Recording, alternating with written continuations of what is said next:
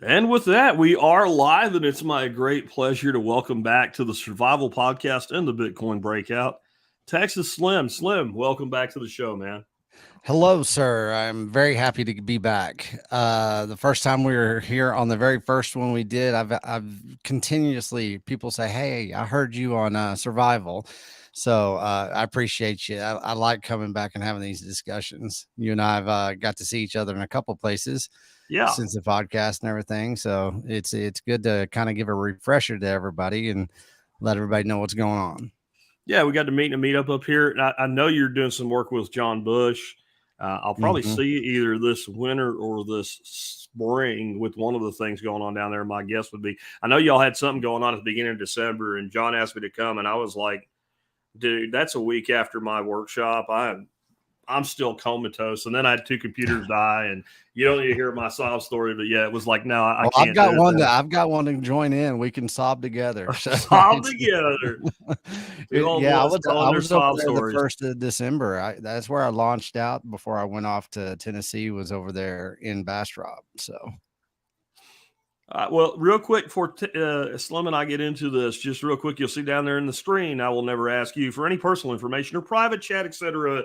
in the video comments. Just because you see my logo does not mean it's me. Anybody can cut and paste, and they do. And I will never ask you for like your seed phrase or something like that for you Bitcoiners or any other private information. Never believe it. Anyway, man, let's start talking. What have you been up to since the last time you've been on? You've been traveling all over the country, doing mhm. presentations, bringing ranchers together with the communities. Tell us a little bit about this kind of like world tour. I guess it's a U.S. tour that you've been on.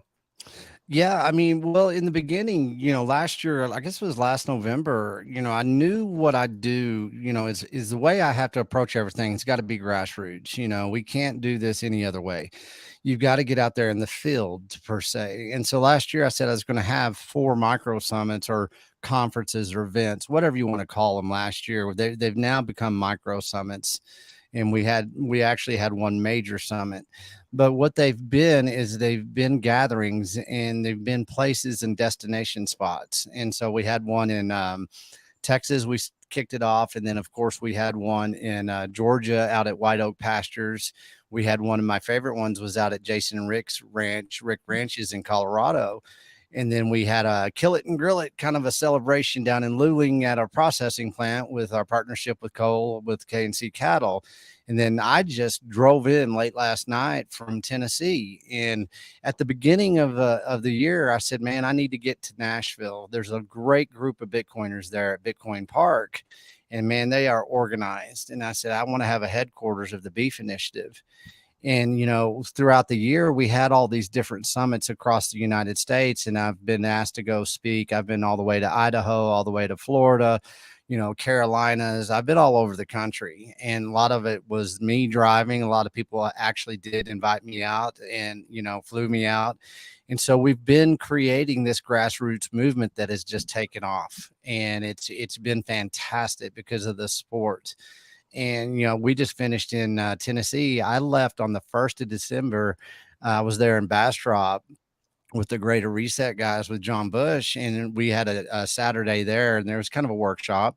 So I left out of there. I think I spoke 7 different speaking engagements in 10 days since the 1st of December. And what Wow. had happened is because we've done all this, people are paying attention, right? And so we had Brooke Miller, which is the president of the U.S. Cattlemen's Association. They had their national convention this year in Nashville. So he asked us to be on a panel with ranchers and Bitcoiners for me to put that panel together so we could present to the producers of the United States and the U.S. Cattlemen's Association. So I said, well, if we're going to be in Nashville, we're going to have a micro summit at Bitcoin Park. And so those guys rallied and they really, they stepped up to the plate. We just had a fantastic micro summit there in Nashville.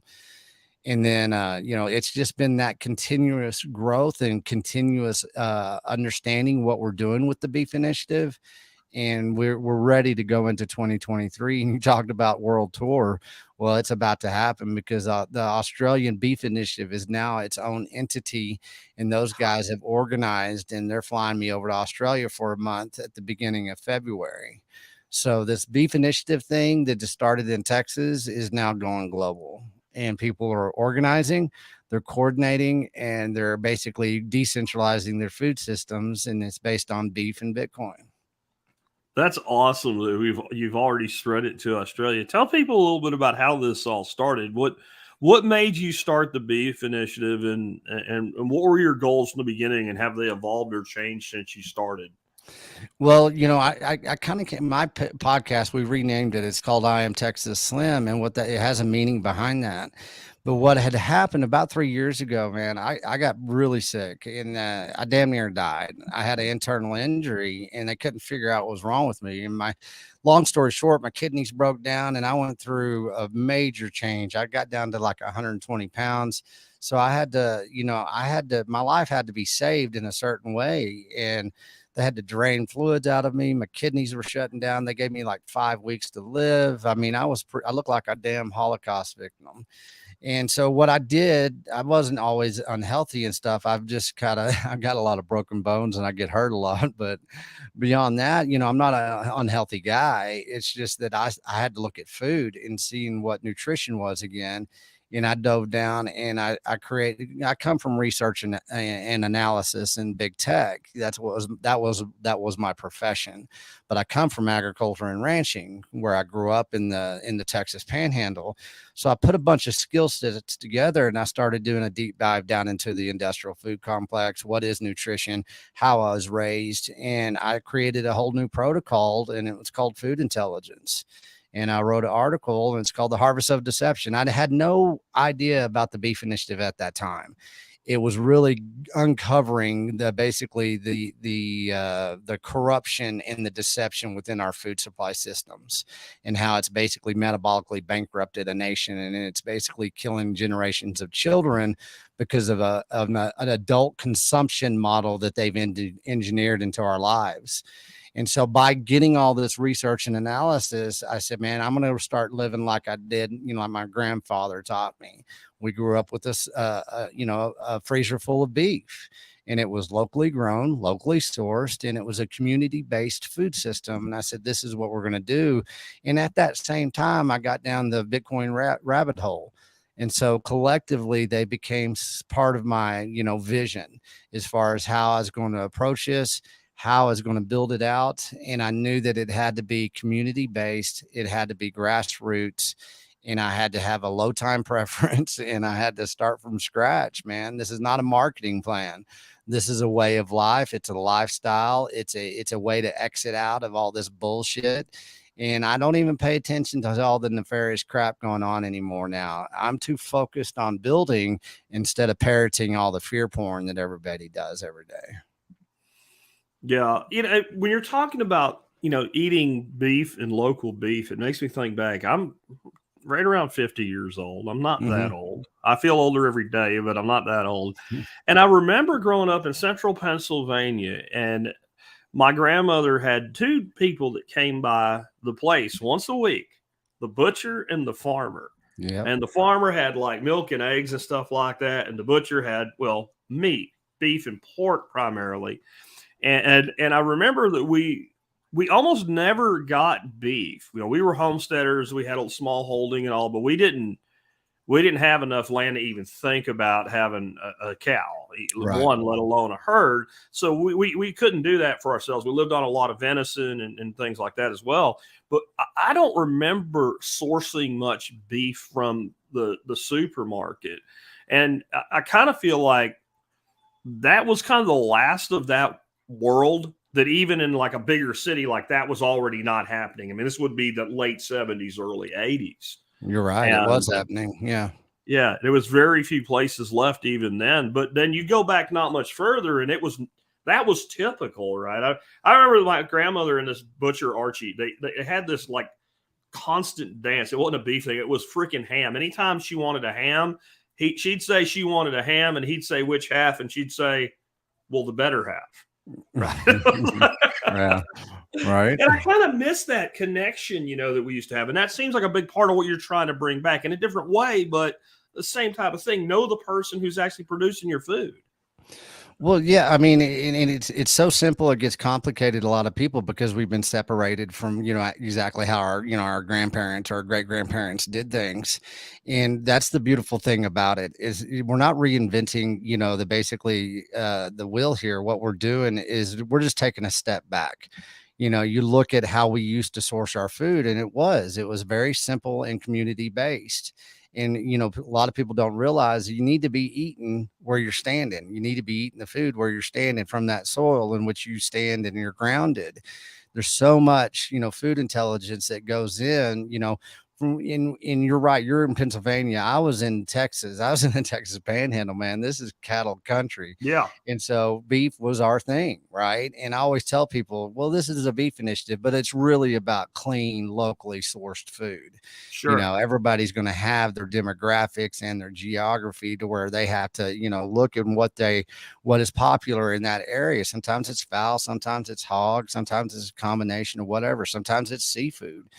And I just met somebody there in Luling, Texas, that does lobster and crab and all kinds of different Oh wow. things. And so they're wanting to be part of the beef initiative. I'm saying, hell yeah, because they want to get locally sourced, to their community. Hmm. So if we look at it, we have to take a step back and we have to educate ourselves. Where did we come from? People don't know where food comes from anymore. They think they're doing good because they get something from Costco instead of, Walmart. And it's just like, man, it's the same distribution It model says that is. all natural on the label. What do you want, don't right? get I me mean, don't get me started, man. yeah, I know. All the damn labeling laws. And once again, I always have to say that, man, acceptance is the key, man. If you can accept it, it's bullshit, then it's Yeah, bullshit. And you need to move on and quit validating the damn deceptions and quit trying to think that you're kind of, what are you being decadent whenever you buy from Whole Foods and it says grass fed and organic and all natural? No, you have to know where your food comes from if you're going to be very intentional about your health moving forward. Our yeah, health of our nation is compromised, man. We cannot argue. There is no argument anymore. And it's not a judgment. We've all participated, but we've got to, that's why I say, I mean, we're starting over here, but it's not a hard reinvention of the wheel. It's just leveraging what the hell was powerful about where we came from. And yeah. what an exciting opportunity to be able to do that and say, hey, you guys go eat that crap. We're not going to. We're not breaking any rules. We're doing our own thing. You guys go do your thing. We're going to do ours. Yeah, and I think there is something to the local thing with health overall. Now, I'm not saying if somebody that lives like I do near Dallas, if I get my beef from, I don't know why I would do this, but let's say Kansas. Yeah, I'm not saying it's bad for me. I'm saying it may actually be better for me sure. to get food locally. I had Jeff Lawton on this show many times, but many, many years ago, I remember we were talking about longevity. And he's probably the top permaculturist alive in the world today. And he said, if you want to get right into it, don't go nowhere. Stay where you are. Put your hands in the dirt where you live. Grow the food where you live. Eat the food where you live. Get bit by the bugs that live where you live. And you'll probably live to be 100 years old. Yep. And I think there is something in that what you're exposed to and what is good for you to counter the things that you're exposed to are where you are. Both sides of that are true. I raise fish in my backyard ponds, and people are like, well, what fish do you use? I'm like, I use bluegills, and I use channel cats, and I use bullhead catfish. And I use them all from local streams because local fish get local diseases and have local disease resistance. And I think that's true for us too. 100%. I mean, you look at a lot of these ranchers and they are, a lot of ranchers are beekeepers. And you're like, well, why is that? Well, they're pollinating, they're doing the local thing. Those bees are actually, sometimes they'll do their own forage, their own grass, or whatever they're doing as far as, feeding out the cattle. And so there is something to be said about, sourcing your local from your bees to your soil to your grasses to your insect bites to your diseases, like you say. I mean, if you know anything about ancient history and stuff, read stuff like in the Empire of China, the Tao, that it talks about, hey man, the more that you localize, the more that you get grounded in where you are, the less you care about the nefarious things of the world. yes, you may see the boats in the bay, but you will never get on that ship to take that ship to somewhere else because you're too contented with where you stand. And what that means is that if we can be content in where which we are with our food systems, your peace of mind is going to be better. You're going to have better strength. You're going to have a, the nutritional starvation is something that is hard to register in people's minds because they're probably suffering from it themselves. We all have inflammation in our bodies, and that's basically been driven by the industrial food complex, where you have catfish in Texas that are spawned in Texas, shipped to China, shipped back from China to Texas, and then here you are eating catfish that's been around the world, that's been fed how many commodities that are Yeah. basically fake commodities that are just making people richer and richer and making you more stupid and more freaking unhealthy. It's the here. We have to face the realities of it. To me, there's also the concept, I've been saying this a lot lately, that food security is the first security. Mm-hmm. I was in the military for just a few years, but I was sent into Central America for most of that time.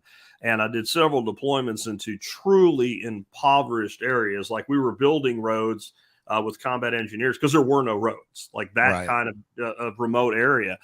And if you want to see a place where security's lacking, go to a place without food security and all the rest of the things that we think of as security, like not having people steal from you or harm you or murder you. Right. All of that goes away the minute that there isn't food security, because people that would otherwise never harm a soul, when they're not sure that their children will eat tomorrow, will do Yeah. horrible things to make sure their children eat tomorrow. And it's insane to me that we even have the word food desert in the United States of freaking America, Mm-hmm. where we are blessed with more productive land per acre of what we have than probably anywhere else in the world. There's nothing we can't produce. There's things that we produce in abundance I kind of wish we weren't producing. I'd rather produce more meat and less grain, Mm-hmm. but there is nothing we can't produce beyond our needs, and yet we still import massive amounts of food. For a few years in the past decade, we were actually net food importers versus exporters. And that doesn't make any sense to me at all. But it doesn't make sense that we've allowed it to happen. It does make sense because I know how the system works. Sure. Well, yeah. I mean, we've centralized on a global level of food production, and back in the early '70s, they said we got to feed the world. Well, we never fed the world. We distributed our basically value across the world to the highest bidders, and we quit feeding our communities. Some of the strongest communities of the past are now the weakest as far as those food deserts that you speak of. I just drove 40 something thousand miles since June. And most of the United States right now, small towns they are food deserts, and people don't realize that because they don't hit the road. Like, they might be on the interstates and stuff like that. But if you drive the back roads of the United States of America, most of them have a Dollar General and a convenience store and maybe a Walmart within reaching distance. And that's how our kids are eating. And the food systems in the public schools, they're a joke. I mean, they're totally commoditized and subsidized. They're coming from the same place as far as, this food distribution that went global, that basically gave us the communities, the small communities in the United States of America, and now in the cities, urban to rural, you got the same type of food deserts. And people really don't know how bad it's gotten because our food is so cheap that we can make it taste like anything, and that's by design. And that's what everybody thinks is engineering a taste into a child's brain. You've hijacked that kid's nutritional basically delivery system for the rest of its life if you cannot get that child to break free from those chemicals, in which now are being introduced by the thousands into this industrial food complex. And the more our nutritional depletion happens, the more they get creative with food science and the chemicals. And you're seeing that right now because, the war on beef, there's so many different attacks on pure animal protein. And they're saying, well, we're going to grow this crap in the labs. It's happening. It's an industrial food shift, and it's a global industrial food shift. And we had it in the '70s. And, my childhood, they introduced soy burgers, to, Thursday day burgers in the middle of cattle country. We're eating soy burgers back in the '70s. That has never changed. And now they're putting it on steroids now. Yeah, when I was in school, they didn't call them soy burgers in the Right. school lunch, but they were soy burgers. Yeah. Anybody with half a brain knew it. Whatever it wasn't meat, or it wasn't all meat. That was for sure. It wasn't very good either, and that was the 70s and 80s as well. Yeah. That really started. An interesting thing to me is that no one ever tries to make cauliflower taste like meat. I'm sorry, nobody ever tries to make meat taste like cauliflower. No, There's all kinds of they? these imitation meats, right? There's no Yeah. imitation soy paste, right? Like, let's make chicken taste like soy paste. That's not a thing. It's like they know, and that, I do feel they know, because the way we got here, and I think a lot of people don't realize this, in the early 1900s and through the Great Depression, all these giant food companies today, most of them didn't exist yet. And what they really were is they were science companies. They were technology companies. Yeah. They were chemistry companies. And what they figured out how to do is the nation got bigger and bigger, and we still didn't have all of the, people didn't have refrigeration, or how to be able to ship food from one place, like let's say Chicago, to the whole country, and you could eat the food and it wouldn't kill you from food poisoning. It wouldn't go bad. It would stabilize it. And in time, of course, everybody has a freezer and a refrigerator and a refrigerated section in the grocery stores and what have you. Well, okay, great. But now these giant companies have been built up on this chemical scientific monopoly that they built for themselves. Different ways, like there was a race to figure out how do you can soup that still tastes like soup and things like that. So at that point, they had the footprint. And it didn't matter that at that point, well, we could be shipping meat everywhere, no problem. Now it was, how do we maintain it? And then it became, well, if we had a little bit of this and a little bit of that, then people eat more, and then they buy more, and then we make more money. And that was just a logical progression over about 80 years. Yeah. And so when you talk about it, people think you're talking like some grand conspiracy or anything. I don't think it's a conspiracy. I think it's the logical progression if you understand the roots of big food. And I don't think it's so much they do it to do harm. I think they do harm, they don't care. The only metric of measurement is the total dollars in profit per year. I remember being a kid, Slim, and listening to this dude. I can't remember his name, but he worked for Ocean Spray. And he was the guy that was the first guy that got a company to switch from sugar, which is bad, to high fructose corn syrup, which is worse, to save money. And he bought a ranch in Wyoming that he paid for in cash just from his bonus that year. And they called it the Sugar Ranch. Yeah. Right. Yeah. I mean, this is just where you would end up if you did what was done.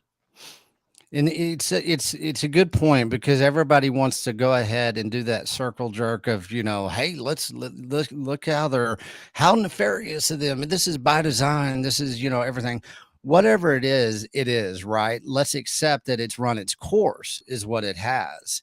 And how we know that it's run its course, it basically is the health of a nation. This last 50 years in which we've become metabolically bankrupt as a nation. This is a new phenomenon in human history, and people need to wake up. I mean, I'm just not some stupid cowboy up here saying eat beef. Man, I've got doctors that report to me. You've had doctors on your podcast. The health of a nation has been compromised, and people talk about, national security. They talk about the wealth of a nation. They talk about the debasement of our dollar. Well, we better start looking at basically our nutritional value that we value as individuals, to where we can turn some things around first individually, then in our communities, and then as a nation. And if we don't start doing it with our children right now, we can point the fingers all day long. We can say bad, bad, bad. That doesn't get us anywhere anymore. That's what a lot of people get trapped on social media doing every day of their life, whenever they could be building out their own personal solutions to these issues. Like I said, if you can accept that this is bullshit, accept that it's bullshit and move on, and let's go innovate. Let's do the change solution course rather than bitch about the problem, right? Like, and we know it's the problem. That place you and I met, it's a 15-minute drive from where I live now, down to that side of Fort Worth.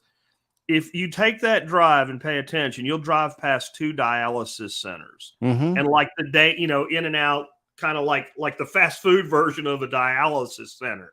Yeah, that's insane. It is. You're getting to where there's as many dialysis clinics as there are Subway restaurants. On that note, okay, thank you for bringing that. I have a friend that just moved back from the Philippines, and he was over there for about a year. All of a sudden, all across the Philippines, which has no reason to be diabetic in the Philippines, now their dialysis centers, diabetic clinics are popping up all over the Philippines. They're government led. They're basically subsidized by the pharmaceutical companies. And I always like to tell people, speaking of diabetes, guess how much it takes for each individual that's on insulin every year in the United States? Price of one Bitcoin, around $16,000 to $17,000 right now for each individual. Well, now how many individuals are on insulin across the United States right now? 30 to 40%, something like that. That it changes. I'm not even sure, but it's huge.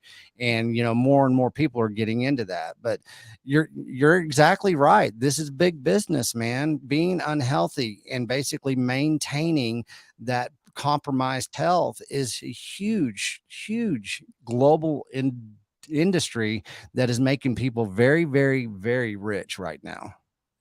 Yeah, and whether or not they caused it intentionally, they certainly are not interested in fixing it. No, why would they? Why would they? It doesn't help them. Let's talk about some of the stuff I have on my notes from you Sure. for on today. You mentioned a scholarship fund. What's that about?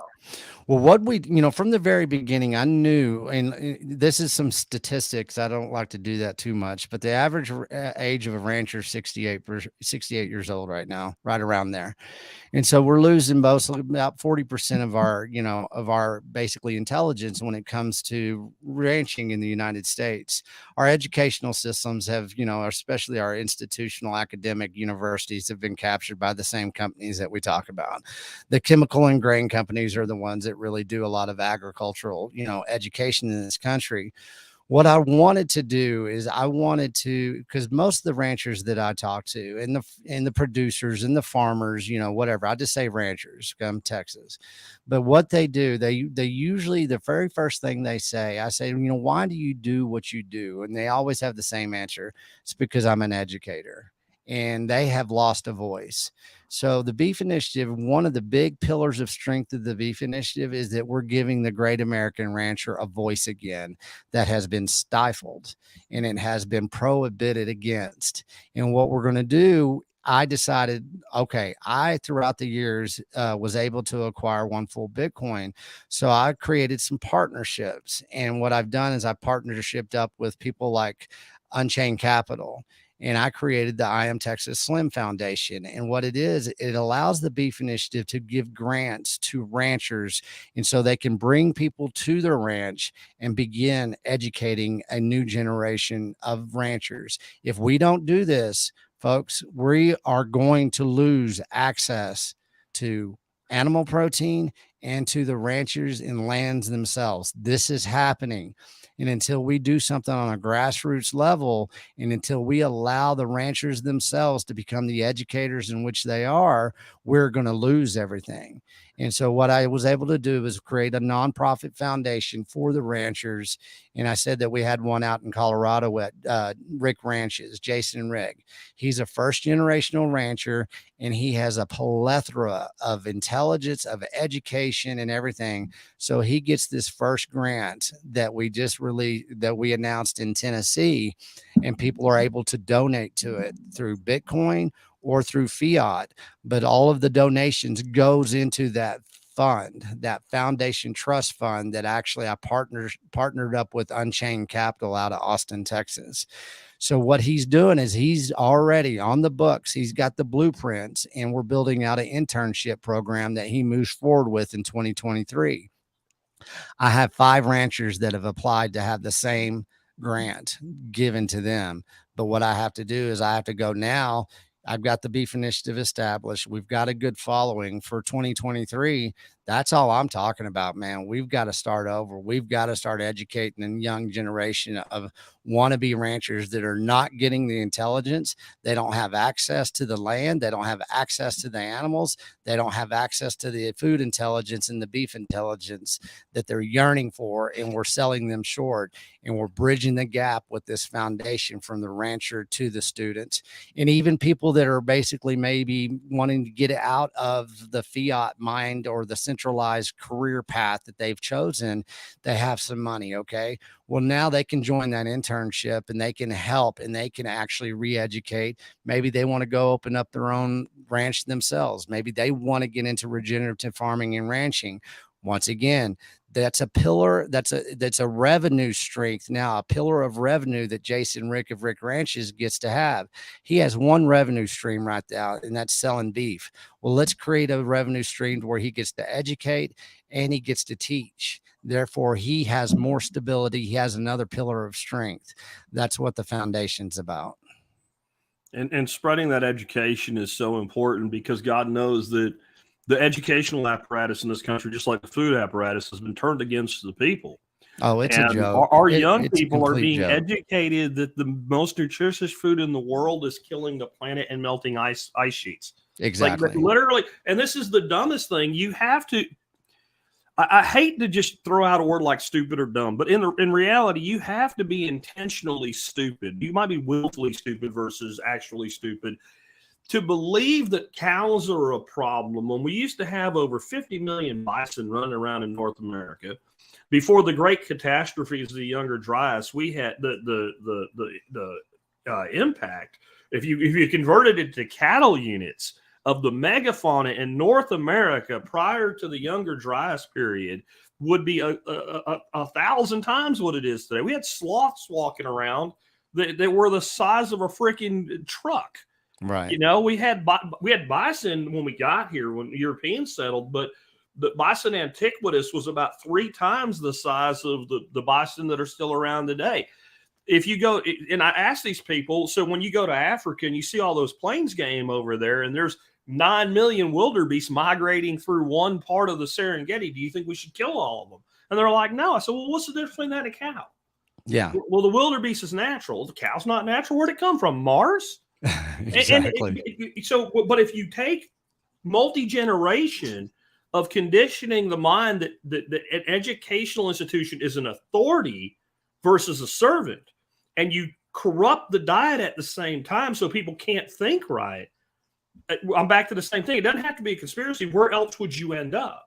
Sure. And I think the sociopaths that are in charge, it's not so much they were so smart to figure it out, but as it evolved, they figured out how to harness it. And now we're the cattle, right? In their minds, we're the cattle on the tax farm, and they want you just sick enough to obey, and just well enough to not die until you've paid out you've given enough milk, and then we'll put you down and compost you and start with the next generation. Well, that sounds nuts, but give me a better explanation. We are the product. It's as simple as that. Our consumption model is basically engineered in ways we do not know, from audio to video to food. Our human consumption model, our adult consumption model, if you're random with it, you will pay the price. And that's by design now. And that's what they're very good at that. And you talk about people being stupid. Well, the younger generation, they're very idealistic and they're, very impressionable. And so it's not hard to take innocence and turn it into something nefarious. We've seen it throughout the history of man. And going back to cattle themselves, if you look at ancient civilizations across this world, they worship the cow. Why did they? Well, because they were basically the connection between us and the earth. What they can do to basically, within their grazing, they are the land tools. They regrow the soil. They basically give us protein that gives our brain power. We started eating beef. We found fire. We were eating beef. We started cooking that. Our brains got bigger. Our stomachs got smaller. Once again, that's not taught. Nobody has access unless you go intentionally into that rabbit hole of where did we come from, damn it? And why is this a thing? Well, follow the money. follow the power. Whenever you can find a society and you can get a society to willingly nutritionally starve itself, it don't mean anything about money. It doesn't mean anything else. Man, you've got it. You've won.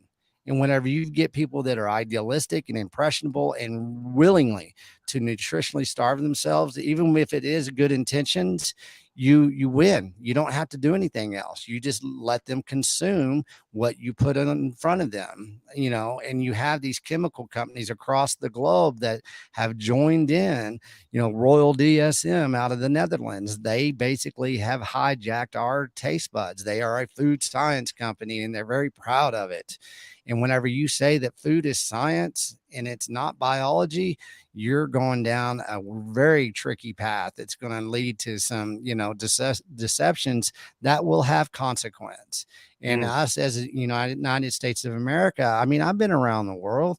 Everywhere I've ever gone, it's fat Americans, fat Americans, fat Americans. It's true. Isn't it weird too? Because I mean, I remember when I was in high school, we had a fat kid. His name was Jason. Mm-hmm. It's just 35 years ago, 40 years ago, I guess, almost now. And I can tell you the one fat kid's name, and it was a small town, but like we had the only high school in pretty much half the county. So it was a large class. There was about 400 kids in my graduating class. And I know to this day, the fat kid, indicating one name. And I think my wife and I have had this conversation. She was like, I know who it was. Yeah. And so we had a fat kid. Now we have one skinny kid. The kids that are in shape are the ones that wrestle and play football or whatever. And most of the kids today, even if they're not really fat, they don't look like the kids you and I grew up as contemporaries around us. Yeah. No, they don't. And what has happened is that it's been normalized. But let's go back to the individual. Let's go back to the individual self, the accountability mirror that we must all look at. We all have to answer. And now we have a society that really, even if they want to look in that accountability mirror, they don't know where to start, because a lot of the nutritional guidance is once again been hijacked in ways to where you can't get a true base layer understanding of what nutrition is and weight loss. Our diet plans are on a 12-month cycle of, January 1st. What's everybody doing? And here we go at the end of the year. It's just the same crap over that recycles itself.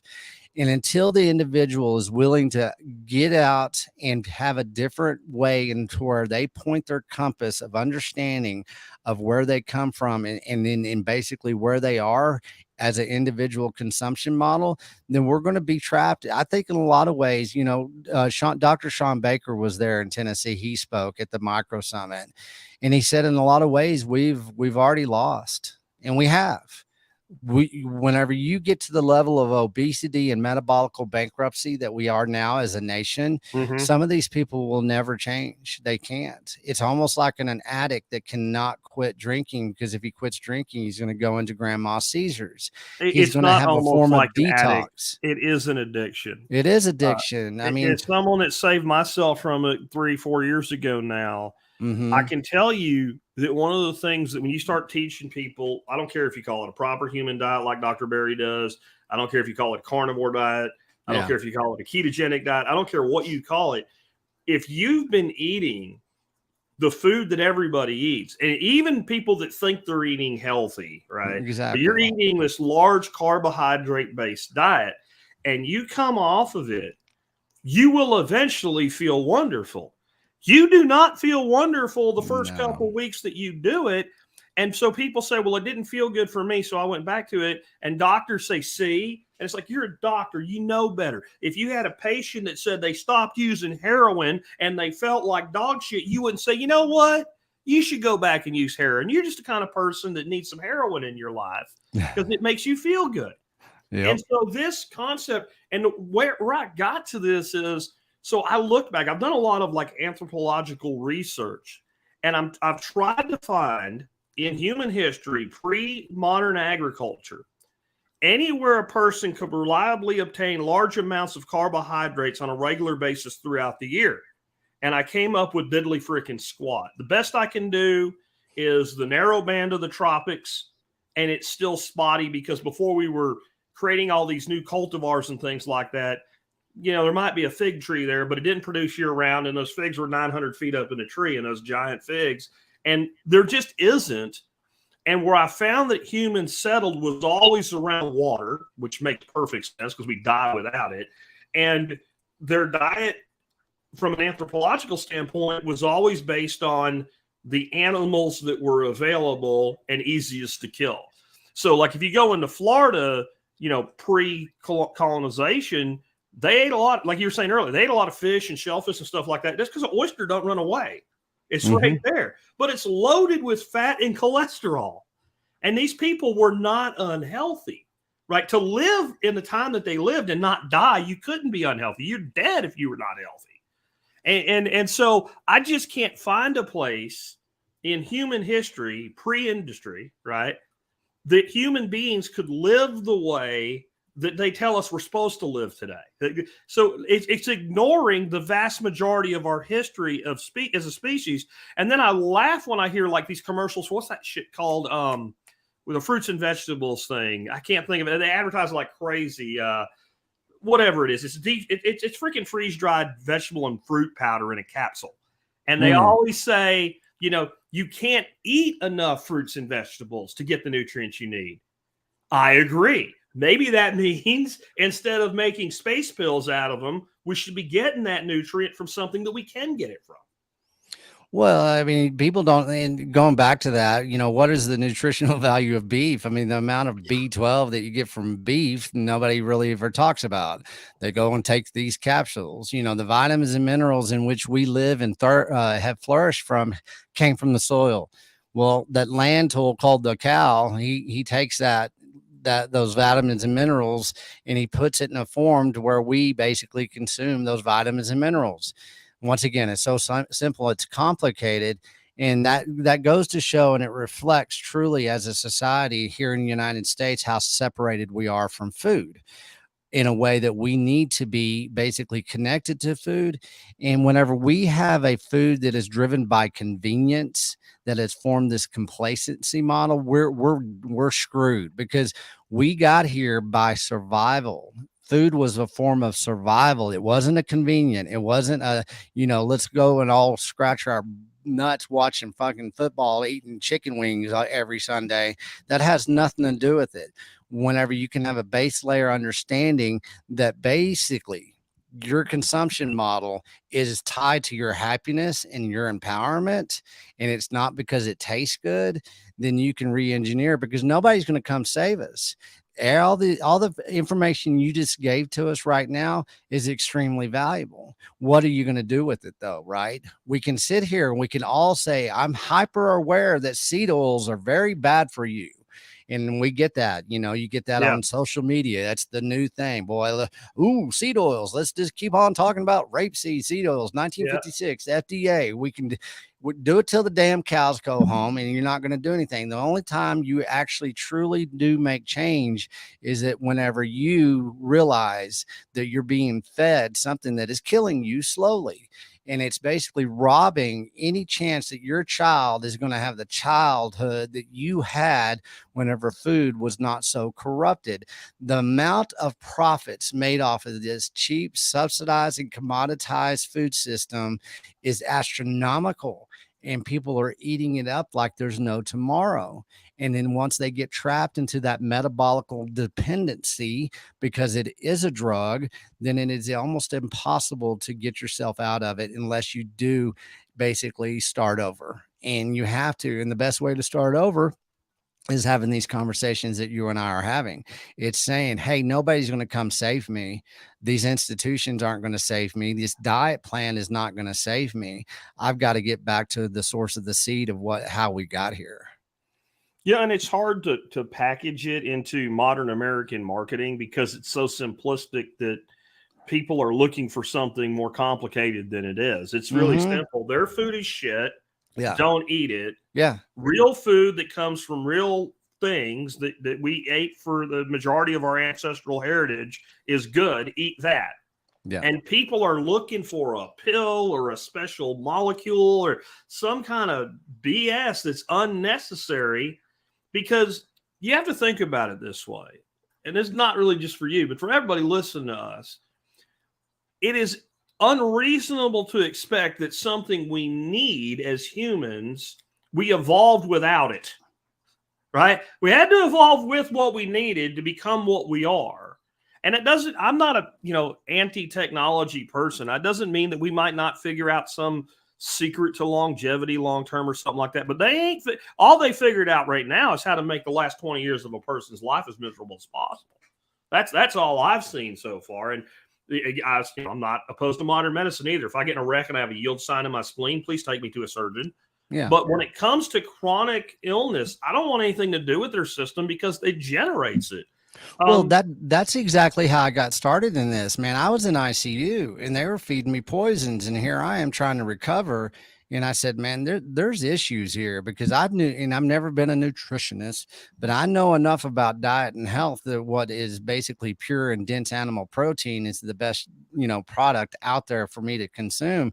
And the type of, advice that the basically the number one nutritionist in a major hospital was given to me, that there's an issue here. And what you do once again is like, okay, thank you, I'm not participating anymore. I have to go engineer my own consumption model, and I don't have a problem doing that. We do get stuck in that analysis paralysis because we try to overcomplicate it.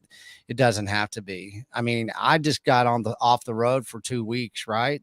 And I ate zero fiat food, as we call it. What I did though is I was able to eat beef every day, or eggs, bacon. I ate pure animal protein.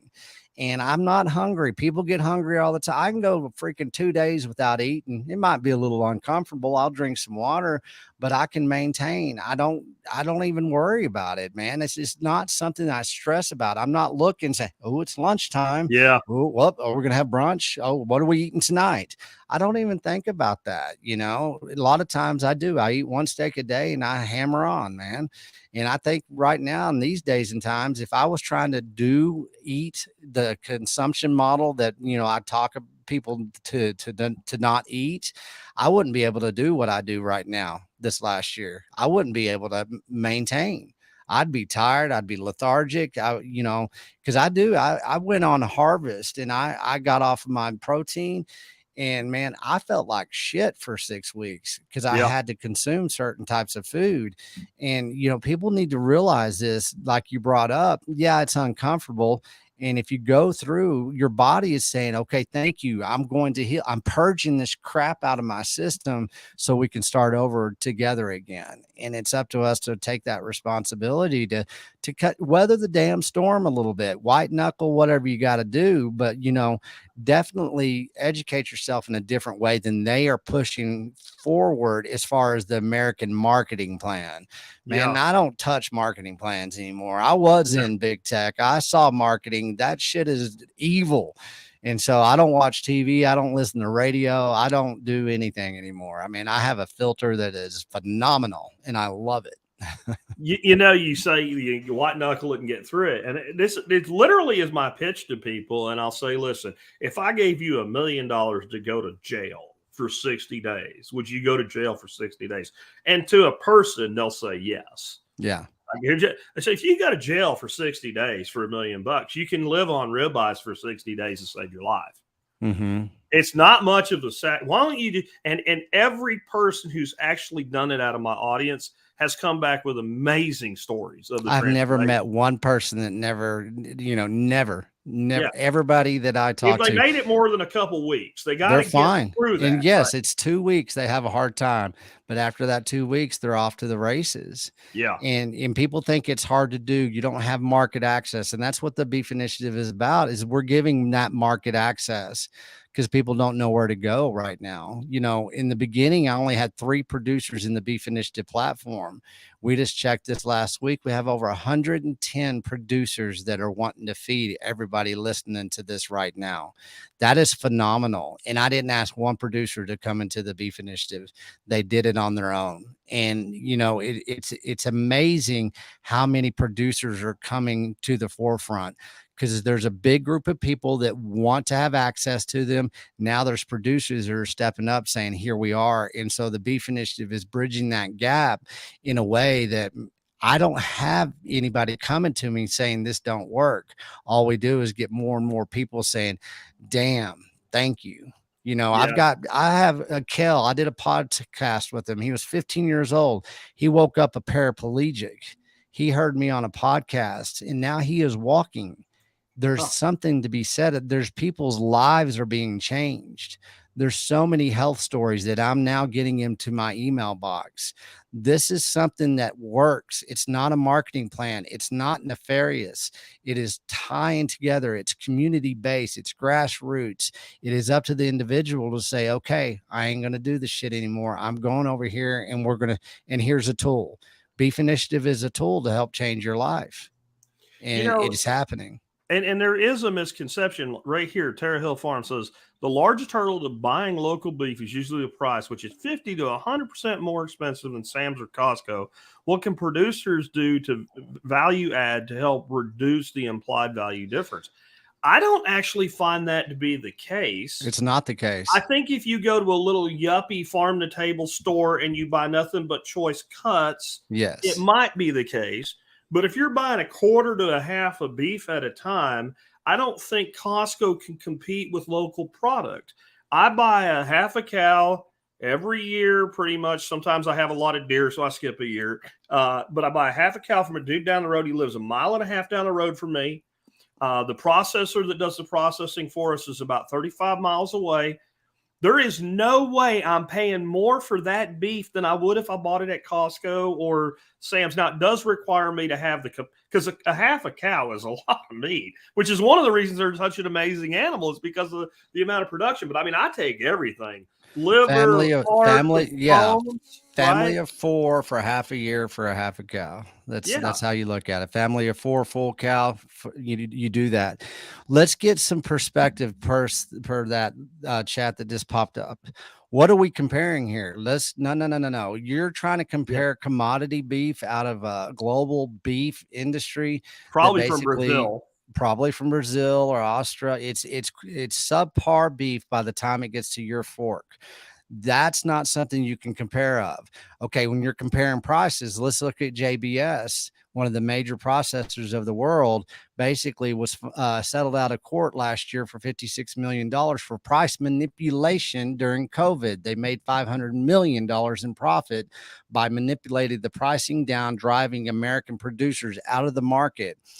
Yeah, you're going to have some higher end, basically people that sell beef at farmers markets and stuff like that. Once again, that's about education. It's about relationship building with those who want to feed you. Also, let's go look at everybody's commodity cabinets. What's in your pantries? How much food are you eliminating out of your current consumption model that you'll never have to pay money for again whenever you go and you make the basically pure animal protein the number one staple of your diet?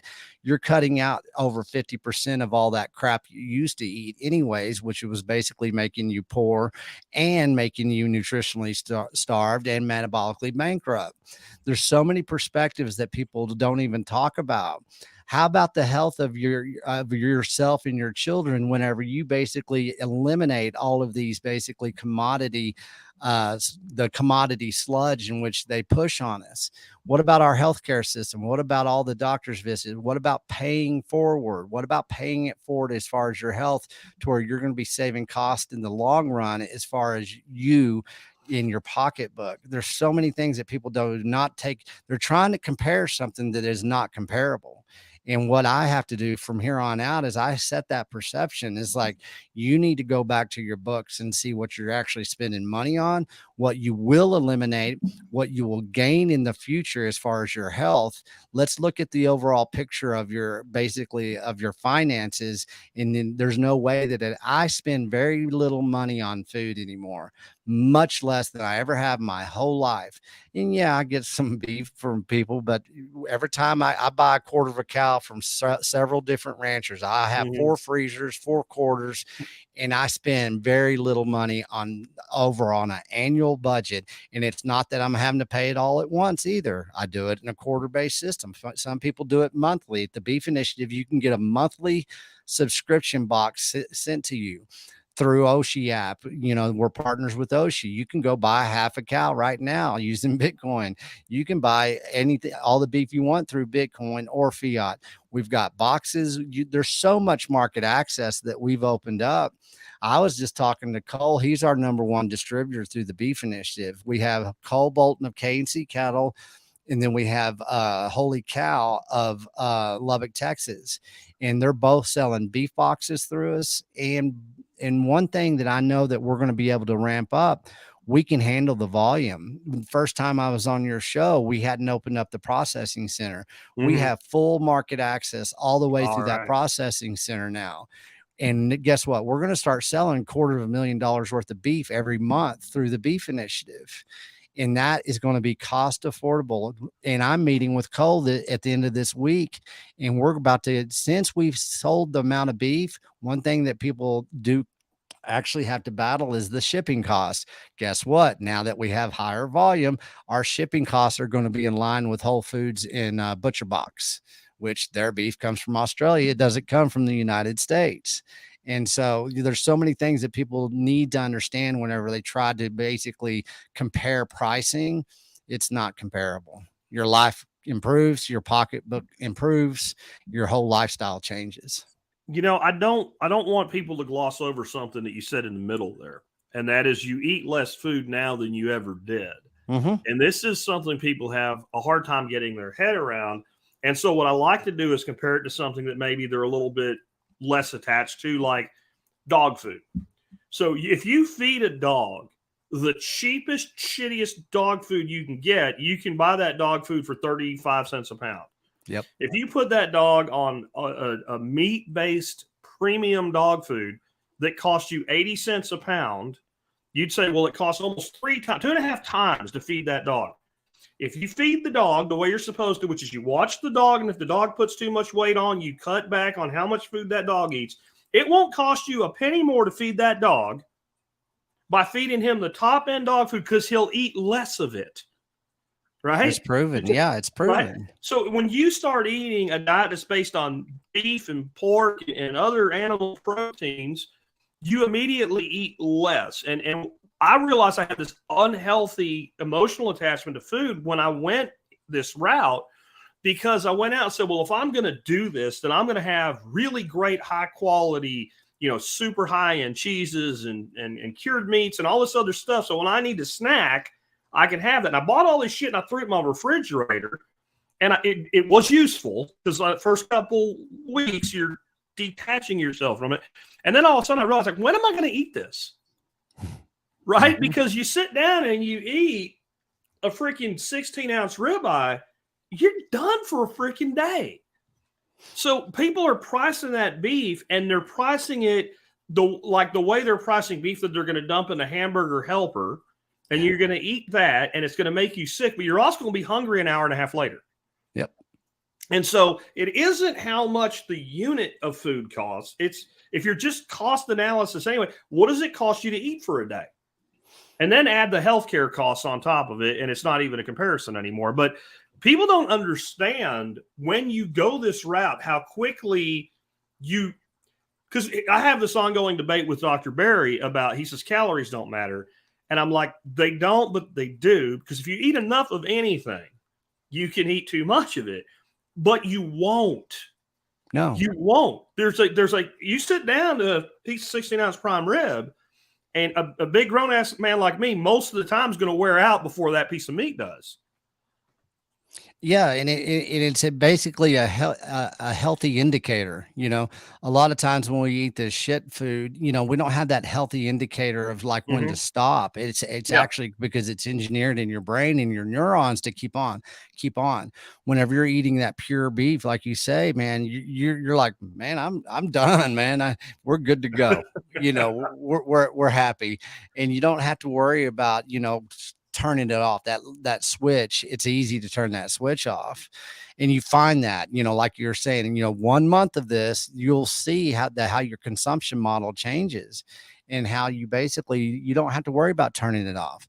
You don't have to say, oh shit, I'm only going to eat 3 pieces of pie tonight, not 4. You don't have to worry about that. So what are cattlemen's feasts? That's something else I have on my notes for you here. Well, it kind of goes right into that, which is very cool that, you know, it's basically, hold on, let me turn this off. What it is basically it is, you know, to that comment of being too expensive. Okay, let's look at everything in people's perception. Beef is too expensive. I can't afford it. So what we do with the Cattleman's Feast, whenever you do create a market access to a producer that will cut that cow up for you with a cut sheet, that will introduce you into other parts of the cow that you can have, from the Denver cuts to picanhas to the, you know, the oxtails to everything. Like you said, you get the liver, you get everything part of that cow. Well, what I did is I've been working with some chefs, I've been working with some ranchers, and I wanted to create a new way of looking at everything. And so I'm going to, this year in the United States and across the world, I'm going to teach everybody how to be a modern day cattleman. By being a modern day cattleman, you dissect that damn cow down to the genetics, to the cuts of the cow, and what you can feed your family. And so with the Cattleman's Feast, we introduce 3 to 4 cuts that most people don't even know exist. And we basically cook it up Texas barbecue style, gaucho, Argentinian, Venezuelan, Brazilian, a lot of fire, you know, very good type of barbecue that comes across the world. But then we give an international flair of different sauces, different tastes that comes from all around the globe. And we just did the micro summit in Tennessee. We fed 75 people, and it was a freaking feast. There's pictures on my on the Twitter page there. And you would think, you know, you go to a steakhouse now and you go to a Morton steakhouse, you're going to spend $75 on a ribeye, you know, a 12-ounce ribeye, right? Everybody left that Cattleman's Feast. They ate cuts they'd ever eaten. It was some of the best food they've ever had. You know how much it was per plate, per person? It was less than $25 a person. Unlimited amount of beef. And so it gives a perspective of saying, this is decadence. This is an international lifestyle, and anybody across the world can do it. It just takes some education. And so we're going to do the Cattleman's Feast at all of these micro summits that'll be happening across the globe now. And it'll be a new education in how to basically source, how to prepare, and how to cost out what you can where you live with your financial means. That's what a Cattleman's Feast is. K-Bonk saying, I wish we could develop a cow with several hangers on it. I wish the people on Food Network and what have you would shut up about that. That's what I wish. Stop telling people about them. Yeah, there's a lot of cuts that people don't know about. Some of them are kind of actually pedestrian. Like I grew up with them. Like, you know, you mentioned a ribeye, and you got that rib all the way up to the neck, and then you got 2 on each side. Usually, if you cut them nice and thick, what they call chuck eyes. Yeah. And to me, it's a better piece of meat. It's not quite as tender, but it's got more flavor because it's a little bit more of a working muscle, you know, holding that big head up. And things like, man, you know, marrow, like grilled marrow bones are just, God, love you for that. There's so many things that people don't know. Heart, when I was a kid, I remember the first time I ever ate heart was deer heart. And my uncle was cooking it, and I wasn't too keen on it because I thought of it like liver. Like I can do things with liver, but I don't like straight liver as it lies, so to say. And well, the heart's not a freaking, it's an organ, but it's not really an organ the way we think of it. It's a muscle. Sure. And so he made it just barely cooked through, you know, garlic and butter and onions. And this is freaking amazing. And so, you know, we get that cow, I split it with a guy because I take a half. And the guy that I end up splitting it with, he doesn't want any of that stuff. So I get the whole heart, I get the whole liver, I get all the bones from his side of the cow. So now you've got the marrow bones, but you've also got, like, you know, for bone stock and stuff like that. There's so much that we've gotten so refined in our spoiled nature that we don't understand, you know, the kind of tip to tail thing that they talk about with the pig applies to the cow too. Oxtails, that's another thing. Yeah, my grandfather taught me about those, man. Yeah, I mean, what we're doing is cheating ourselves, willingly cheating ourselves, because we're not taking the time to understand basically some of the best food in the world is right in front of us. We just have to dig deeper than the reaching down into a cooler of plastic and styrofoam. And if we can do that, or behind a glass case, and if we can actually look at that and we can actually start arranging our basically understanding, and we can start educating our children, we can start educating our communities with something that is such as the Cattleman's Feast. You want to talk about decadence that is basically available for everybody. I mean, everyone is going to have these discussions on how to basically engineer these types of meals for themselves, for parties. We did Heart in Charlotte. I was up there for a Bitcoin meetup and event over Halloween. Liz and her brother Jacob put it on, but Gourmet Caveman, he's the one that was doing he did everything in Tennessee as well. His name's Michael. He's a good friend of mine, but he did Heart and nobody even knew it was Heart. They don't even know. It's just, damn, this is good, Yeah. and it's about Yeah. preparation. It's basically, it's just having a new form of food intelligence. Food intelligence is a blast whenever you get down into, where we It's came lean from. and dense, so don't overcook it, stupid. I mean, it's Yeah, that simple, right? exactly. Like, Yeah, it's a very dense muscle because it works from the minute that animal forms a heart right. as a fetal cow all the way up to graduation day. It never stops, and that's why it's such a dense, coarse muscle. But if Yeah. you don't overcook it, like, man, I'll tell you, when I go deer hunting and I'm with a bunch of guys and they're like, they don't take their hearts. I'm like, hearts and shanks. Mm-hmm. And those are two of the best parts of beef as well. Like osso busco. I mean, you give it a fancy name, everybody wants to eat it. You call it beef shin, everybody thinks it's scrap. Exactly. Well, beef cheeks, how you cook beef don't cheeks, go man. there, bro. Oh, Yeah, I mean, and you have access to this, and that's something the Beef Initiative is doing, is opening up those portals of understanding, but also direct market access to this stuff that we have been stolen. It's been stolen from us. That's what people don't understand. The supermarket, the industrial food complex, these multinational corporations that are making trillions of dollars of profit off of cheap food and basically a low access to animal protein. They don't want you to know this. So you have to go, shit, okay, well, screw you. I'm not going to participate. What I'm going to do is I'm going to become a new modern day cattleman. And what that entails is understanding what the hell the cow is and where it comes from, and how yeah. we have worshiped it, how we have prepared it, how we've leveraged it. I tell people now, during the Great Depression and all those soup lines, people had better nutritional value than people sitting in boardrooms right now today. And people, what? Well, yeah, that's because most of our food and back in that past was the foundation was built off of animal protein, leveraging the animal in every different way. And even if it was like a family trying to get by and stretching it using beans or something like that, it was a giant beef bone that was the core of the nutrition of the meal. And bone broth, yeah, everything. Yeah, I mean, I grew up as a baby drinking bone broth. My mother used to chew up meat before I even had teeth and feed me like a bird. That's how we got here, folks. It wasn't because of pizza pockets and chicken tendies. Yeah. And that's what people need to understand. Yeah. I'd say about the only time I ate beans much as a kid was when my grandmother would get that ham, and what was left of it was then thrown with beans, like on a Sunday afternoon or something like that. Cornbread, that's when we ate and beans, man. It's like we got to use up that bone and the little pickings of ham or whatever, or split pea and ham, something like that. But that transitions me to something I wanted to ask you your opinion on. I don't know if there's a full answer to this, but there's definitely some speculation we can all do. I listened to a podcast you did recently. You were talking to some gal, I don't remember her name, but you were talking about the history of cows in America and the chuck wagons and things like that, and how Chucky would feed everybody. And you mentioned like the cowboys who were not metabolically screwed up like Americans are today.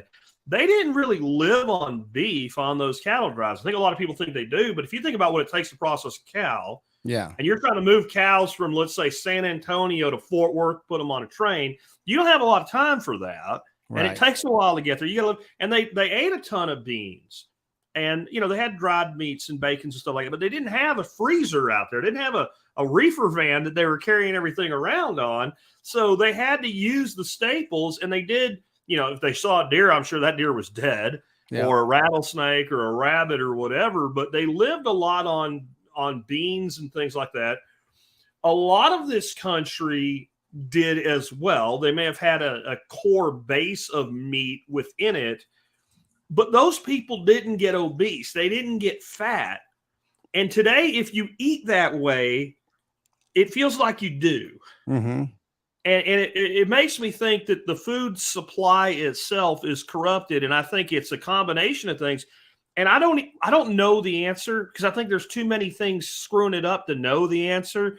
But, I have my suspicions around things like herbicides and pesticides and microplastics. But it seems like the food itself, even the food that's down a tier from what we would prefer, is worse than it used to be. Well, by far. I mean, there's tons of studies out there, and let's just bring up genetically modified organisms. Sure. We have GMO. Okay, what does that mean? Well, it means it's genetically modified, folks. It's not in its purest state and form. We don't have pure seeds anymore. So whenever you start genetically modifying your seeds, and it basically is taken away, and your intentions are to get yields out of that seed instead of nutritional delivery out of that seed, right then you're going to have something that is nutritionally weak. Now there's a study out there, you'd have to eat 5 apples today to just what you could have eaten 10 years ago. The nutritional value of 1 apple now requires 5. That's because now, well, it's not even GMO anymore. They're calling it bioengineering. You know this. Mm-hmm. And so the bioengineering, basically the stilling of the nutritional, the herbicides, the pesticides, our soil being killed by these chemicals. Then once again, you're not having full access to the microbes down in the soil, the true nutrition that the soil is trying to give us with the minerals and the vitamins that are trapped in that soil. So what do? Well, if I'm going to eat a bunch of beans, I'm going to eat 3 times as many of those beans. There you go. I'm going to eat twice as much as anything else. Therefore, what does your body do with these types of carbohydrates? Because most of our diets are 80%. I don't know what the percentage, high percentage of carbohydrates. Your body is going to store that as fat. And here we go. We get into the insulin spikes. We get into, everything. And it's been designed ever since the food pyramid to do that throughout our time since the 80s, late 80s, whenever it was with the food pyramid. You'll look at this chart and you'll see that obesity just went like this because of the grains in which we used to have whole grains that we could we could sustain on. The cowboys, they used a lot of tallow, though. A lot of their base for a lot of their stews and their beans had tallow in it. Yeah. Now what do they have in it? They have seed oils in them. So, there's such a paradigm shift that has happened as far as, people like to compare food today to even 10 years ago. And it's a bad comparison. We just had our last major global consolidation of food corporations in 2017 and 18. That same period of time is whenever Bayer bought and acquired Monsanto. You had grain and chemical companies that consolidated. Then you had the multinational food corporations consolidated. And that was 4 years ago. Back then in 2017 and 18, they got their marching orders. This is why we're going through this global industrial food shift, because they're combining together. And basically the food is basically weaker in a nutritional standpoint. And that's where you get your obesity. It's a no-brainer. And once again, acceptance is the key. That what has happened and how can you move forward as an individual to where you can build that out within your own community, your community being your children. Your children. Think about how helpless the children are that are stuck in a food desert and they have no access to pure animal protein or any type of nutritional value. They will never have a life. They don't even know that they should. This is the problem. Exactly lack of access. It's lack of even knowing that you should have it and thinking that it would be, that we're teaching people that the things that heal their bodies in the land are bad. And I think you're onto it with the nutrient density is the problem. So if an organism's eating nutrient deficient food, it sends a message to the body and it's going to come out from a hormonal response. Yep. We're in a starvation environment. Get everything you can as fast as you can, keep eating. 100%. And it will turn on the eating. And I think it's back to my dog food analogy. You can spend more money, buy better dog food, and it costs the same amount to feed the dog because the dog eats less. Yeah. And we're biological organisms just like dogs. We work the same way. But what we have is a double attack. One, it's a direct attack asserting that the way we say to eat, and I think you can look at the results and see it's a lie, is bad nutrition. But it's also that it's bad for the environment. It's going to hurt the planet. And I've yet to see a more productive ecosystem in every measurable way, including if you want to talk about putting carbon in a soil, than a silvopasture-based grazing system. Basically a savanna mimic system, which is, if you look at where all the plains game are in Africa, they're in savannas, right? Yeah. You have tree-lined open glades of grazing. And there's nothing that makes more soil, puts more carbon in the soil, and makes more units of energy that can be used for human food than that. The only thing I know that grows soil faster is like shallow marine systems, which is not even a fair comparison. Like a mangrove system will grow soil faster, but it's underwater. Nothing terrestrially grows soil faster than grazing systems properly managed. And they can be managed by lions and cheetahs and whatever that eats the ruminant, or it can be managed by human control and human movement. And so these people you're talking about that don't have access to food, they also think the food's not good for them, and the food has to come at the expense of the planet, which it sounds so crazy to people when you say everything you've been told is wrong. But I challenge people to look, and you'll see this same pattern everywhere. Mm-hmm. It's not just our food system. It's in our medical industry. It's in all forms of ecology that this stuff's lied about. And it's always the same thing. The person who comes up and says, hey, here's some observational information, is told to shut up and go away and silenced. And called a loon and a conspiracy theory, and it's a fad diet. I don't know what's more of a fad diet than eating crap out of a box because of the color of the cardboard. Yeah, exactly. Right? I mean, you give me a more fad diet than that. Yeah. Well, one thing that I ask people, it's a behavioral shift. You know, most addictions are behavioral issues. You know, the drug or whatever the food is a symptom of that behavioral issue. And we get, of course, you know, our body gets addicted to certain things that has those dependencies. But one thing that I just tell everybody, you know, whenever you are basically in a situation where you're afraid to maybe shift your consumption, you know, I'm results driven. That's it. I don't give a shit about anything else. There's way too many people on this planet that is showed us through past history to current times and moving forward that have shown the results. We don't have to parrot a bunch of studies. Go eat pure animal protein for a month and tell me that it is not a solution for you. Try it. But that takes the individual saying that. But see, that's where we get in that analysis paralysis. We get into we get in a confirmation bias that defends our cognitive dissonance. And I'm done with it. I'm done with this carbon lie. I'm done with everything else. I just don't validate the deceptions anymore. Yeah. And I don't have to. I don't even allow myself the market access to what they're selling to me, from the audio to the video and everything. And everybody always wants me to talk about, you know, what are we going to do about climate change, WEF? And I understand that we have to be truly, truly aware of what they're doing. Yes. But guess what? They've been doing it my whole damn life.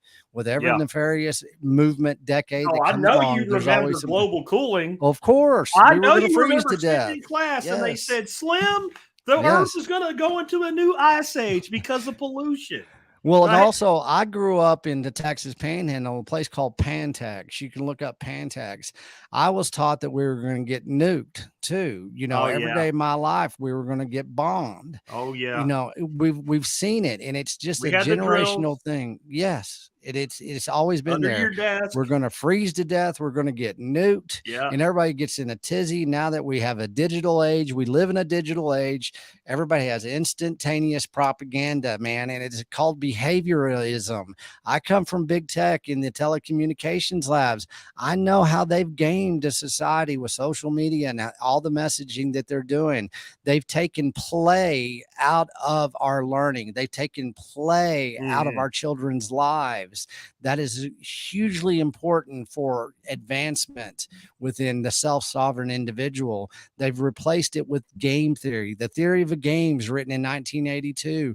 Go look at it. It's basically evolutionary control of humankind. And they're using it, and everybody that keeps on playing and becomes the marketing arm of all the bullshit lies about carbon, about the climate, everything that they're doing. Well, guess what? You are now owned by them because you can't stop telling everybody about it. And so all you're doing is perpetuating the lie and validating it in a way instead of going out there and separating yourself from it. So I back to my notes with you. Another thing I have here is 100,000 subscribers. No explanation. So is that a goal that you're setting for yourself in 2023 or? Yeah, that's, the Substack and everything is what started this. And everybody always asks me, hey, what's the Beef Initiative? Well, we've created a portal, basically a gateway to find out everything about the Beef Initiative, find out everything about the I Am Texas Slim Foundation, to listen to my podcast and everything. Whenever we get 100,000 users, what we're doing is we're educating children, we're feeding children again, we're giving market access to everybody that wants market access to beef. Like I said, we have 110 producers now in the Beef Initiative platform all across the United States. And if you can't find one, well, you can purchase your beef through the Beef Initiative. What it is, 100,000 subscribers to the Substack, which is texasslim.substack.com, is basically you get to go define what the Beef Initiative is. Hold on real quick. Is that the wrong one down there then? Yeah, that is. That's the wrong one. Don't go to that one. I'll get the right one. Don't go to that one. It's texasslim.substack.com.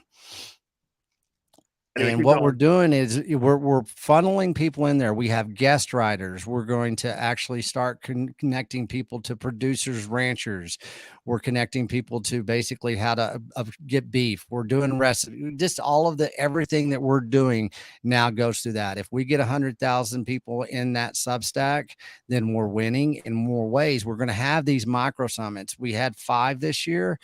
What I'm going to do also at the beginning of the year is you can come to the Beef Initiative platform through the Substack, of course, if you want, and you can put in an application to have a micro summit in your town, your county, your state, your region, your country, wherever you are. And we will advise you saying, this is the playbook. This is how you do it. And we will you need a producer, you need beef, you need the Cattleman's Feast. What's the education, community building, whatever it is, we're going to work with you so we can have these micro summits all across the United States. We didn't make money off these micro summits. It was not a fiat driven circle jerk of saying, hey, let's go take selfies at this conference. These things were actually call to actions. It's how you can change your life. It's how you can build community. It's how you can build new relationships. And it's right now. This is what is needed in this nation, and it's needed across the world. The guys in Australia, man, they contacted me and we've been working together. There are no borders here. And this is how we could basically quit validating the deceptions, and we can start basically creating all the solutions that everybody's yearning for. Yeah, I want to real quick hit. I usually save comments for the end, but we're getting near there anyway at an hour 20 here. Sure. CJ says, nearest butcher in Florida is booked out until August 2023 for whole cows right now. Started moving toward low-line cattle so that I can do my own processing. I have a couple thoughts on that. One, a lot of ranchers are either adding or moving toward doing sheep, especially like St. Croix and whatnot. And it's a fine meat as well. And what I love about it for the small scale producer is I can butcher a sheep just as quick as I can butcher a deer. Sure. It's literally the same. But the other side of it is I'm wondering how true this is. And I wonder if people are looking for the wrong kind of processor. And what I mean by that is like a USDA certified where you can take cuts and distribute them into supermarkets processor. Because my processor's about 30 miles from me.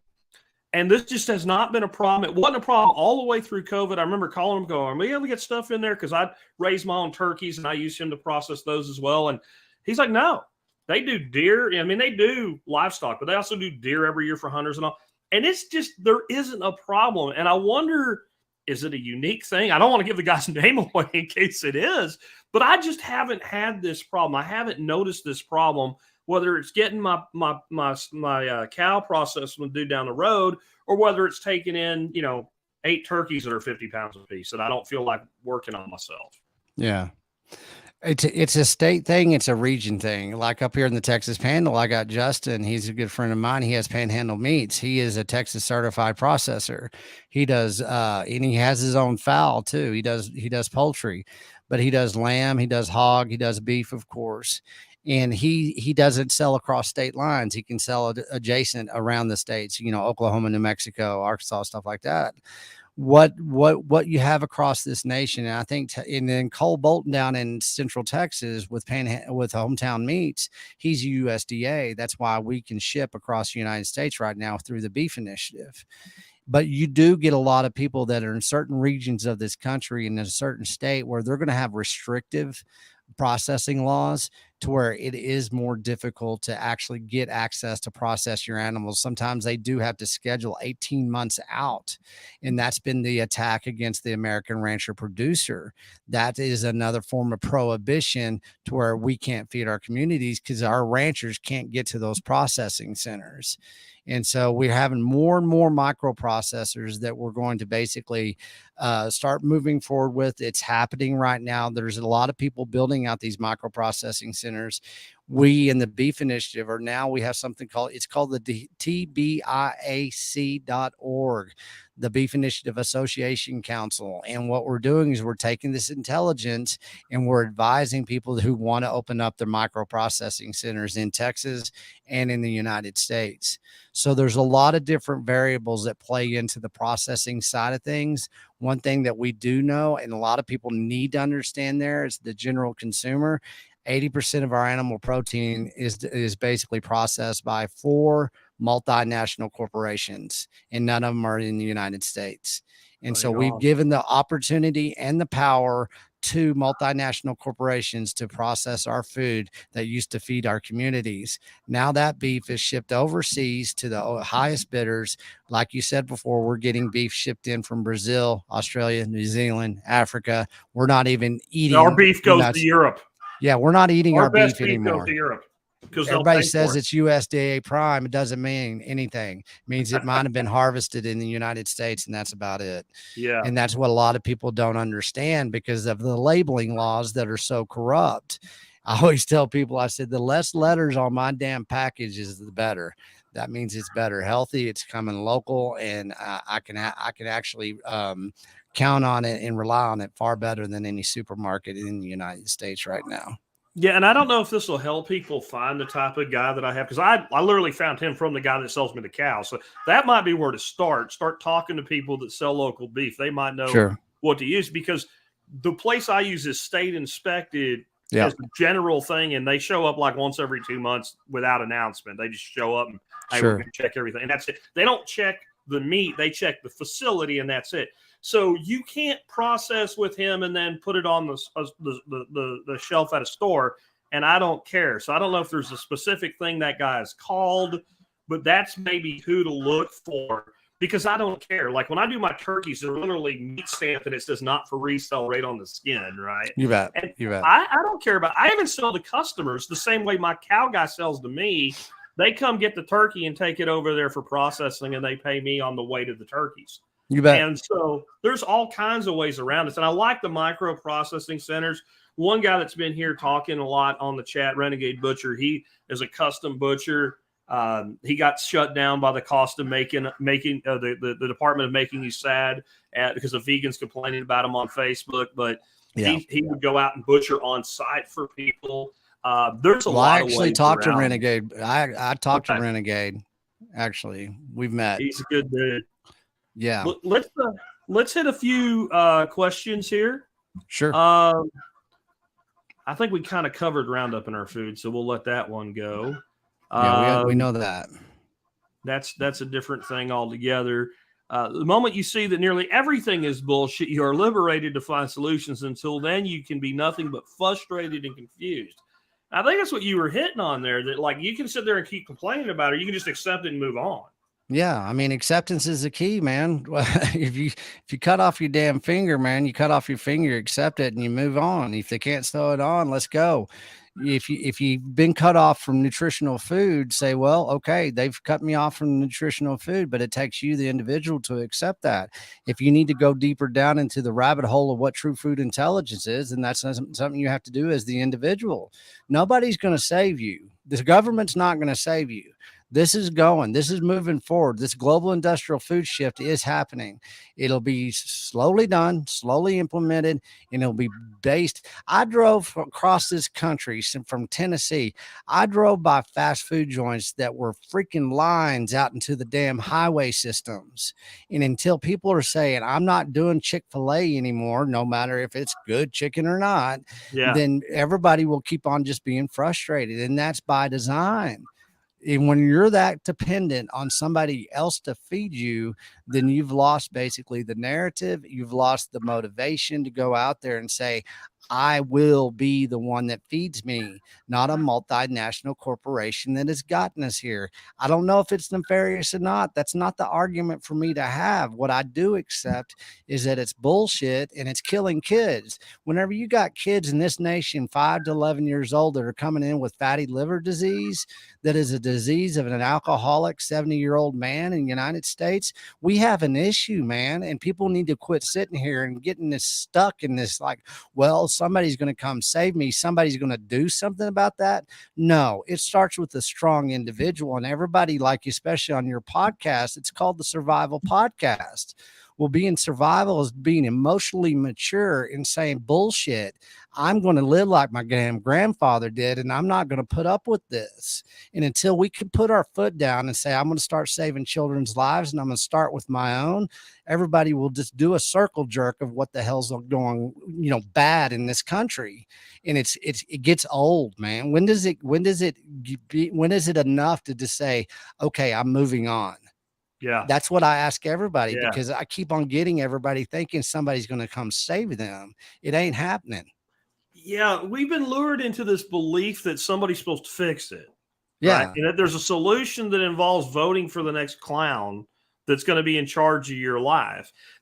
Why do you think they have us vote for presidential elections and mock school elections when we're in second freaking grade? Do you think we actually learn anything from that, or do you think we're being conditioned?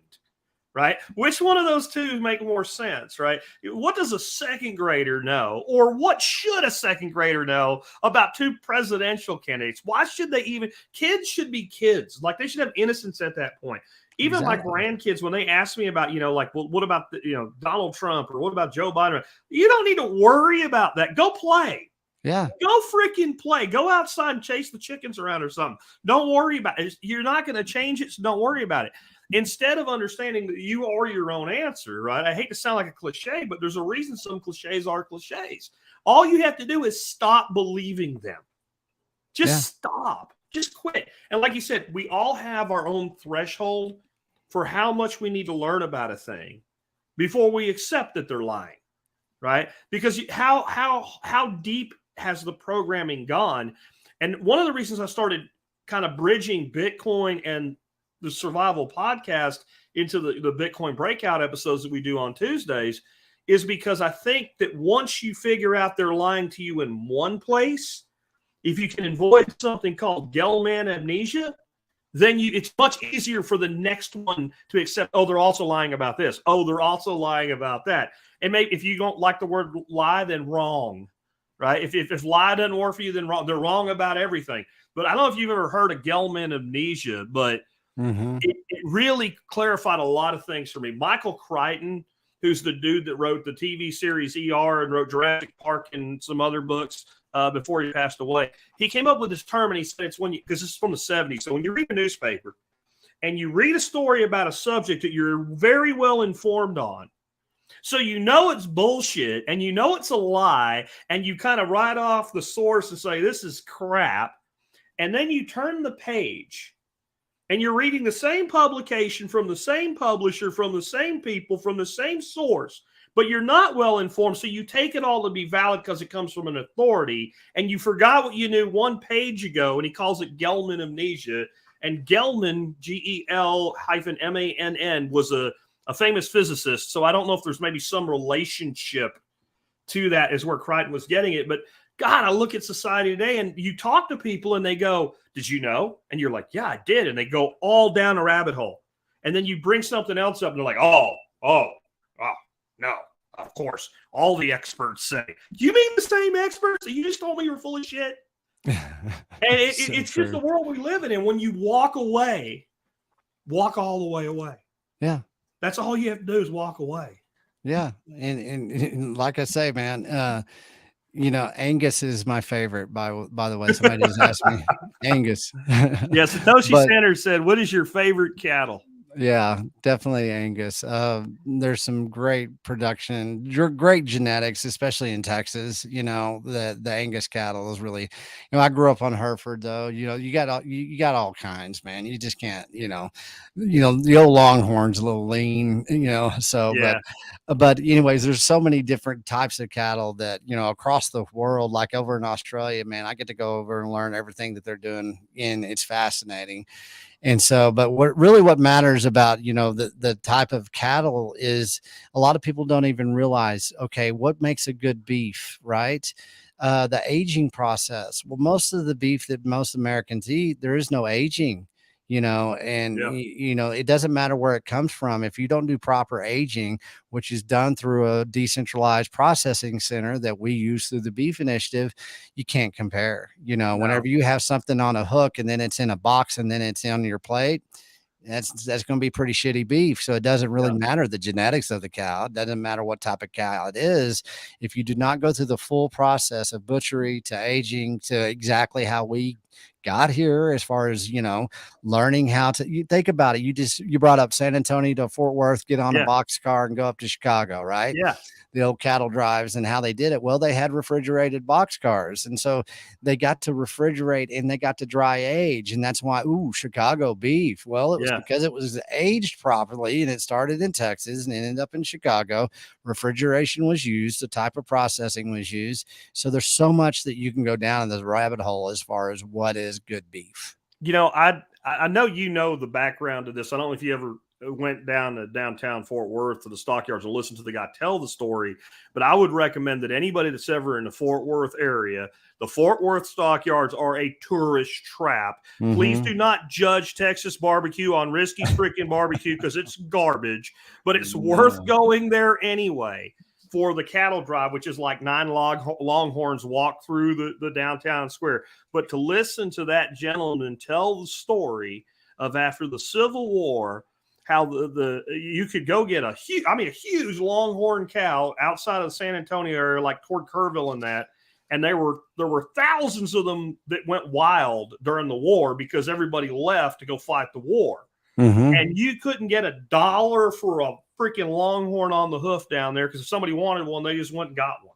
Yep. And they would drive those cattle all the way to Fort Worth, and they would get, and I know it's the 1870s, so $5 went a lot longer today, but still, a Longhorn was worth about $5 until they put that rail car in.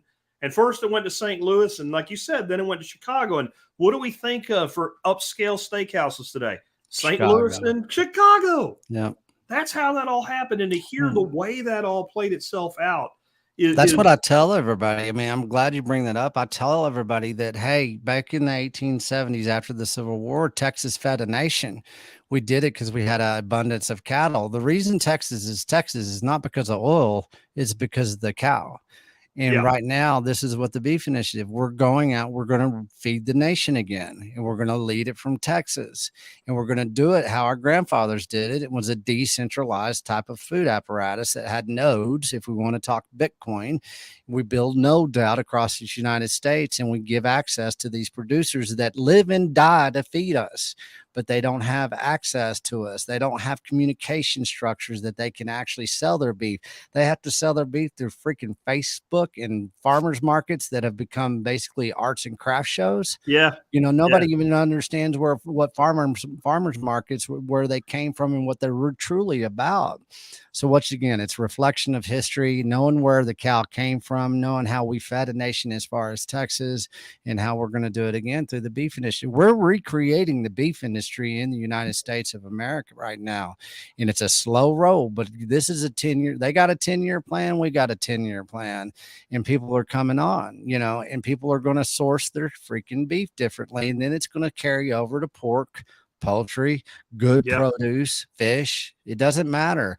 It starts with beef because it's a beef initiative, but this is going in every direction as far as dense animal protein and dense plain food.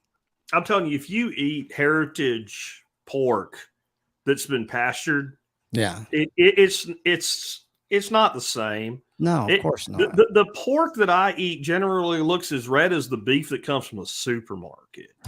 It's insane. And like the pork that comes from the supermarket looks like chicken.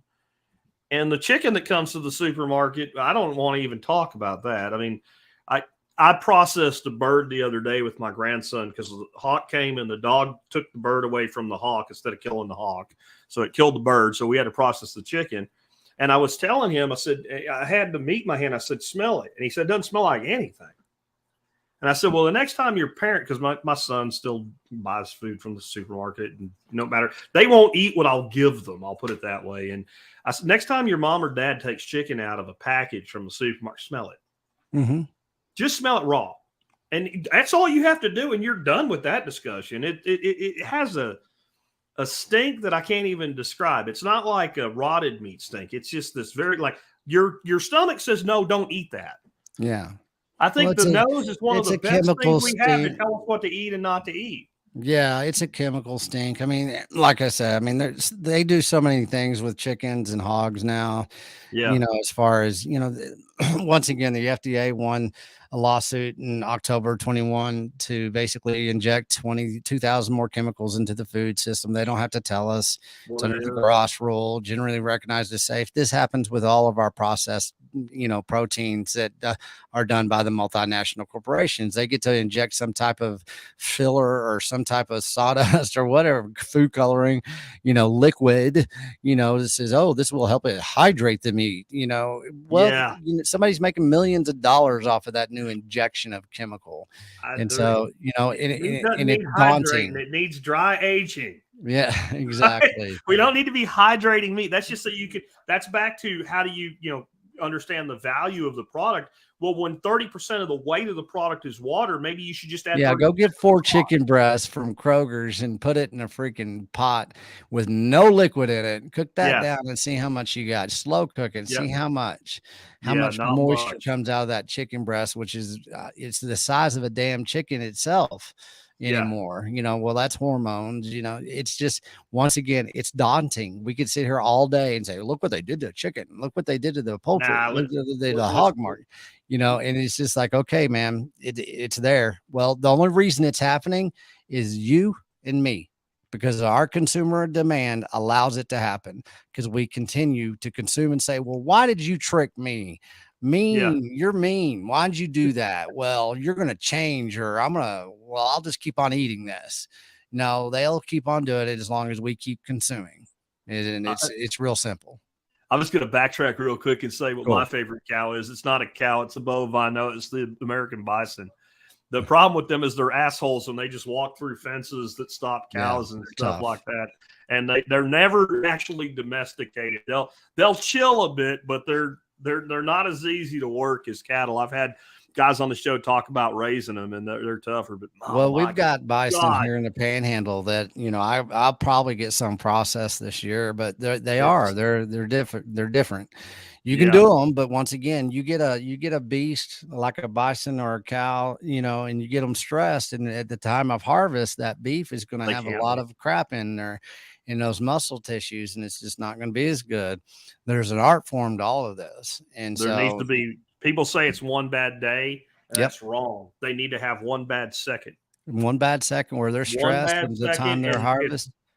I've seen, gone. you see beef, you see flesh, it just comes out purple. It's so stressed that they had such a Yeah. bad time during harvest. And that's what happens to our commodity beef through, through the supermarkets. You never know what you're going to get. It doesn't matter what the package says. That cow could have had a bad last 2 seconds, like you said, last 30 seconds. And that cow was, its whole life was wasted, and you can't even honor it in the correct Yep. way because its beef is so tainted. Yeah, I mean, I've had people on that raise pigs for themselves or maybe a couple to sell, and they all do the same thing for graduation day. They give the pig a bowl of beer. Yeah. And when that pig is about one drop away from finishing that beer, gets a 22 in the back of the head and done and shut off and doesn't and dried happy as a pig in beer. And a pig in beer is pretty happy. Byron says the problem isn't cows, it's what they're fed. And this is actually part of my problem with the whole thing. Every piece of beef that you eat ate grass for most of its life. They then move them to these CAFOs and finish them on grain because you can't feed a cow for 18 months on grain because you'll kill it. Right? Like, so all it is this greed that instead of taking the time it really takes to finish the animal properly on grass, we try to accelerate that at the end and make extra money off of it when the cow finished properly is worth more money. And we don't have to train the cow. When I say train, I mean put them on a train all over because there's these CAFOs. There's not like millions of them. The biggest ones are, bring cattle in from everywhere. I'm sure you've seen the ones in Lubbock. You can see a sea of cattle. I live in commodity country, man. Yeah. They're all over the Texas Panhandle. You go out to Australia, they got some of the biggest feed yards in the world. Yeah. And, that's where we get a lot of separation once again about, what is true understanding of beef, food, and everything. Everybody's like, ooh, grass fed. I like to, shock people and say, hey, guys, all cows are grass fed, man. Yes. You just don't realize that. But what happens is we went into a grain and commodity route, right? Fake commodities, GMOs. And I guarantee you right now, and this is something that I have to establish every time I talk to somebody, and Beef Initiative is principled on regenerative farming and ranching. One thing we also have to understand is there's many ways that you can finish off a cow, and there's many ways that you have to do it in different regions of this world. But the way that we've gone and evolved into basically on how we finish off, or how the multinational feed yards are finishing off our cattle, is basically the same thing they're doing to us. You had those 10,000 cattle that got killed, that died in Kansas during that heat wave. Okay, you look at those cows were one step away from harvest. They're metabolically bankrupt. And it was a heat wave that came through, lack of shade, lack of enough water for those cattle. Well, you put 10,000 Americans out there that have been fed the same type of grain commodity diets. Guess what? You're going to have 10,000 Americans drop dead too. And so you look at cattle and how they are fed. Well, they're feeding us the same way. It just has different names. Some of the ingredients are the same. And until people are going to realize that, then you're going to find a cow that actually is finished off correctly. Maybe it is organic, non-GMO grain that is locally sourced. Tons of ranchers do it that way. Yeah. Some of them do both grass finished and non-GMO grains. Yeah. And so there's so many different ways that you can finish off a cow properly that basically helps the spectrum of having access to good beef. A lot of people love to be finished off on grain because of the taste profile. A lot of people don't like the leanness. The hell out of the meat. There's no doubt about it. Right. And so once again, regenerative, we have to understand what regenerative really means to the producers and ranchers that are doing it out in the field. We can't just sit here, in our digital world and look at these screens and say, I will only ever eat grass finished beef. Well, we had a drought in Texas this year. Okay. Let's put perspective. Okay. We had people that were basically hobby ranchers that do grass finished, grass fed, grass finished. Well, there's a lot of people, with this grass finished and regenerative movement going on right now. Well, some of these cows, they couldn't finish off correctly because they didn't have any other inputs besides grass. What did these people do with these cows? They took them to slaughter and they sold them out on this market. And some of that beef was nasty and it was not really that good to eat. But then you had the general public going out there eating grass finish for the first time. That's the first thing that they eat is that grass finish that was not finished off properly because that hobby rancher did not know how to do supplemental input to be able to finish off during a Texas drought. So that's an issue. That's how we get destroyed as the ranchers is that we do not look at all the variations, all the variables that play along when it comes to regenerative farming and ranching.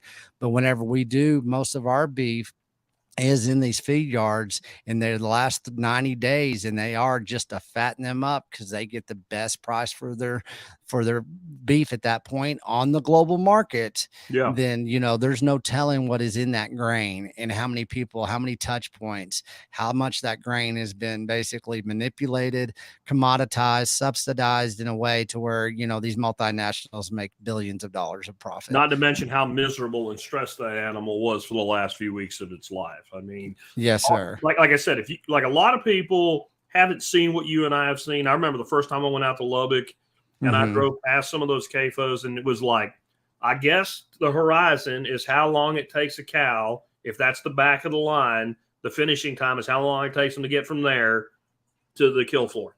Right? Yeah. That's how they figure that out. How long is a line, and that's how many cows they'll take at a time. And it's you can't not feel bad for the animal when you see that. It's hard to look at, but I'd say if you struggle with understanding this, go look, and you'll understand. Cave Monk, he's talking about when you're talking about the cattleman's feast and all the different ways the meat was prepared. He says, "Are those recipes online?" What we're going to do, I'm working with Gourmet Caveman right now, and we're going to start posting, everything through the Substack once again. We'll have an article probably within a week or two, and we're going to start posting how he makes his sauces. I mean, we had something from Africa, South America. We had a lot of different sauces that you can make. So yeah, we're going to start getting into everything: the recipes, how to prepare, the cuts of the cow. I mean, just everything that is associated with the cow. We're going to worship the cow as our great ancestors and ancient civilizations did, and we're going to get so powerful behind the understanding of the cow that their stupid little game that they're playing with cows being a carbon hazard just will not fly. They have nothing to stand on except ignorance. Well, we're going to squash the ignorance with utmost education that comes from thousands of years of us basically having a very good relationship with our cow and our soil. And that's as simple as it can be. And it's the most powerful that we can be as far as our messaging and our narrative, and basically changing and reinventing our food supplies in a decentralized way. I'll add to that. I think recipes are golden, but techniques are of the gods. Yeah, right? Techniques. I think that's more of what the cattleman's feast is, the techniques. Yeah. Because you heard me say like the gaucho, the vaquero, different ways of preparing the cowboy, the Texas cowboy, the barbecue. There's a lot of different techniques from the heart muscle, into the shank, all the way into a ribeye. You're kicking three different ways. The technique is different. Yeah, and I can give you even sauces, right? Like I have this garlic cream sauce that I make, and people have been asking me since the workshop to put out the recipe, and I'm like, I need the time to be able to make it in the kitchen and show you how to do it. Because if I give you the ingredients, it won't work. Yeah. It has to be done a certain way, and some of these things, like with the South American stuff, you get into like the chimichurris and stuff like that. It's actually dead simple. The ingredients are dead simple, but it's the amounts to a degree, but it's more about knowing what it's supposed to look like and how to make that sauce and when to do it. Like we Americans have gotten dumb on cooking on the grill. Like people think that barbecue sauce is something that you slathered raw meat with and stick on. That is not barbecue. That is not how it works. And I am not saying that because I made Texas my final home. I'm telling you, as a kid, I knew better than that. Barbecue sauce that comes in a jar from the store, you've just ruined good meat. I don't touch that shit. Oh, it's crap. I don't touch sauces anymore at all, really. I'm not elitist with it either. I'm just saying it's crap. I mean, it is. I Satoshi. Satoshi with you. I love man, great You met follower. him. Satoshi, hell yeah, man. He's all over the Yeah. place. Thank you so much. The best place that plebs and normies, just go to beefinitiative.com. You might want to put this up there, Jack. It's beefinitiative.com/donate. Just let me make sure, because I don't want to say donations or donate, but that is the best place. You can do it with Bitcoin or with fiat, man. We were in Tennessee. We were at that micro summit. We had people over $3,000 got donated. Yeah, it's beefinitiative.com/donate. And you go to the I Am Texas Slim podcast on YouTube as well. And what you're going to find is you're going to see a podcast that I did with Parker Lewis with Unchained Capital and Jason Rick of Rick Ranches. And he's basically the first recipient of that grant this year. He will receive $10,000 grant, and that's basically coming from the plebs. That's coming from everybody that wants to support the American rancher again. And so, if everybody starts really funneling into this educational, market access to a ranch is phenomenal. Being able to get people out to the ranches to see the animals, to see the land, to see how all this is happening. That's what we're doing. We're opening up the door, but we got to donate, man. Like I said, I got 5 ranchers right now that are applying for this grant. We're starting with Jason, and we're going to go into stuff like butchery skills again. We're going to be able to teach people how to go and work at a processing center, a micro processing center in the Texas Panhandle. He needs people that knows how to cut a cow up. So the education is vast, but the ranchers and the producers and the processors are going to be leading that. But who's going to contribute are the consumers, the people that want the market access to this lifestyle again. So let's do something here for all the folks that came in from the Bitcoin breakout side and sat Sure. through all this and only heard a little tiny bit about Bitcoin. I was thinking about this, in politics, they say when you just tell the side that's your side what they want to hear, they don't say you're sending them tofu. They say you're sending them red meat. There's a reason. That's the good stuff, right? Let's give a little orange pill meat, though, right? A little orange meat, right? Why, when you built the Beef Initiative, did you come at it as a Bitcoiner and bring Bitcoin into it? Because what I've learned with farmers and ranchers, food producers, whatever they are across the country, is it's hard to get them to do new things because they're just trying to survive. And like you said, the average one's in their 60s. So when you're in your 60s, you don't want to change shit. You're tired. You're just trying to get through, right? So bringing them Bitcoin and the new mode of marketing at the same time, that's 2 new things. But I think it was worth doing, and I think it's worked out really well. What made you come across and do this as a Bitcoiner? Well, one thing that knowing me, and you've got to know me, man, I don't do shit unless we're doing something. I'm not going to sit here and just keep philosophizing. I love all the little Socratic Bitcoiners that get to philosophize all day long. What I saw with Bitcoin is I saw a form of decentralization that my grandfather taught me. It was based on community building, keeping your community strength. It was about peer-to-peer relationships. And so within Bitcoin, you look at where we came from in the beef industry in the United States, it comes from a decentralized mindset. And used to, we had a store of a value of a cow. We had store of value that our ancestors, our grandfather ranchers could rely on. Maybe it was in the land itself. Maybe it was the cow. Something there was a store of value that they leveraged. Well, Bitcoin's the same thing. It's a new, basically, land. It's the new cow that can be leveraged in a way that is decentralized, and it gives you the power of having that peer-to-peer transaction again. So what I did, me and my team and my co-founder, JP, he's kind of quiet, but he's a co-founder with me from day one.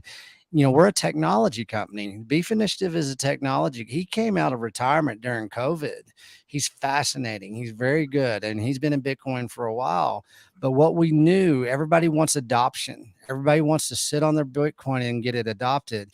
Everybody wants to go up to a rancher and say, hey, do you take Bitcoin? or you know anything about Bitcoin, or people expect a rancher to buy Bitcoin. The rancher is not going to buy Bitcoin. He wants to earn the damn Bitcoin. So what we did is basically created a technology stack with Oshi, and now we have IBEX, and now our code, of course, which is open source. Bitcoin is open source.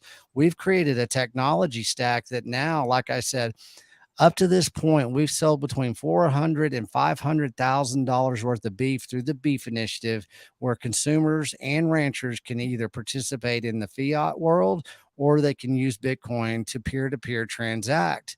I've got ranchers that are now whole coiners because they accept Bitcoin and beef and Bitcoin. These ranchers are now creating a store value. They're eliminating credit card That's one of the biggest things that is fascinating. It's a good entry point for ranchers. 3% transaction fee for credit card companies, no more. That 3% goes into Bitcoin. They don't even have to worry about it. They're not losing any money. They're actually saving 6% in the long run. So there's a lot of little touch points of why Bitcoin and beef. It's a no-brainer, man. It's because it's given them a new store value. It's decentralized the way that they understand very good.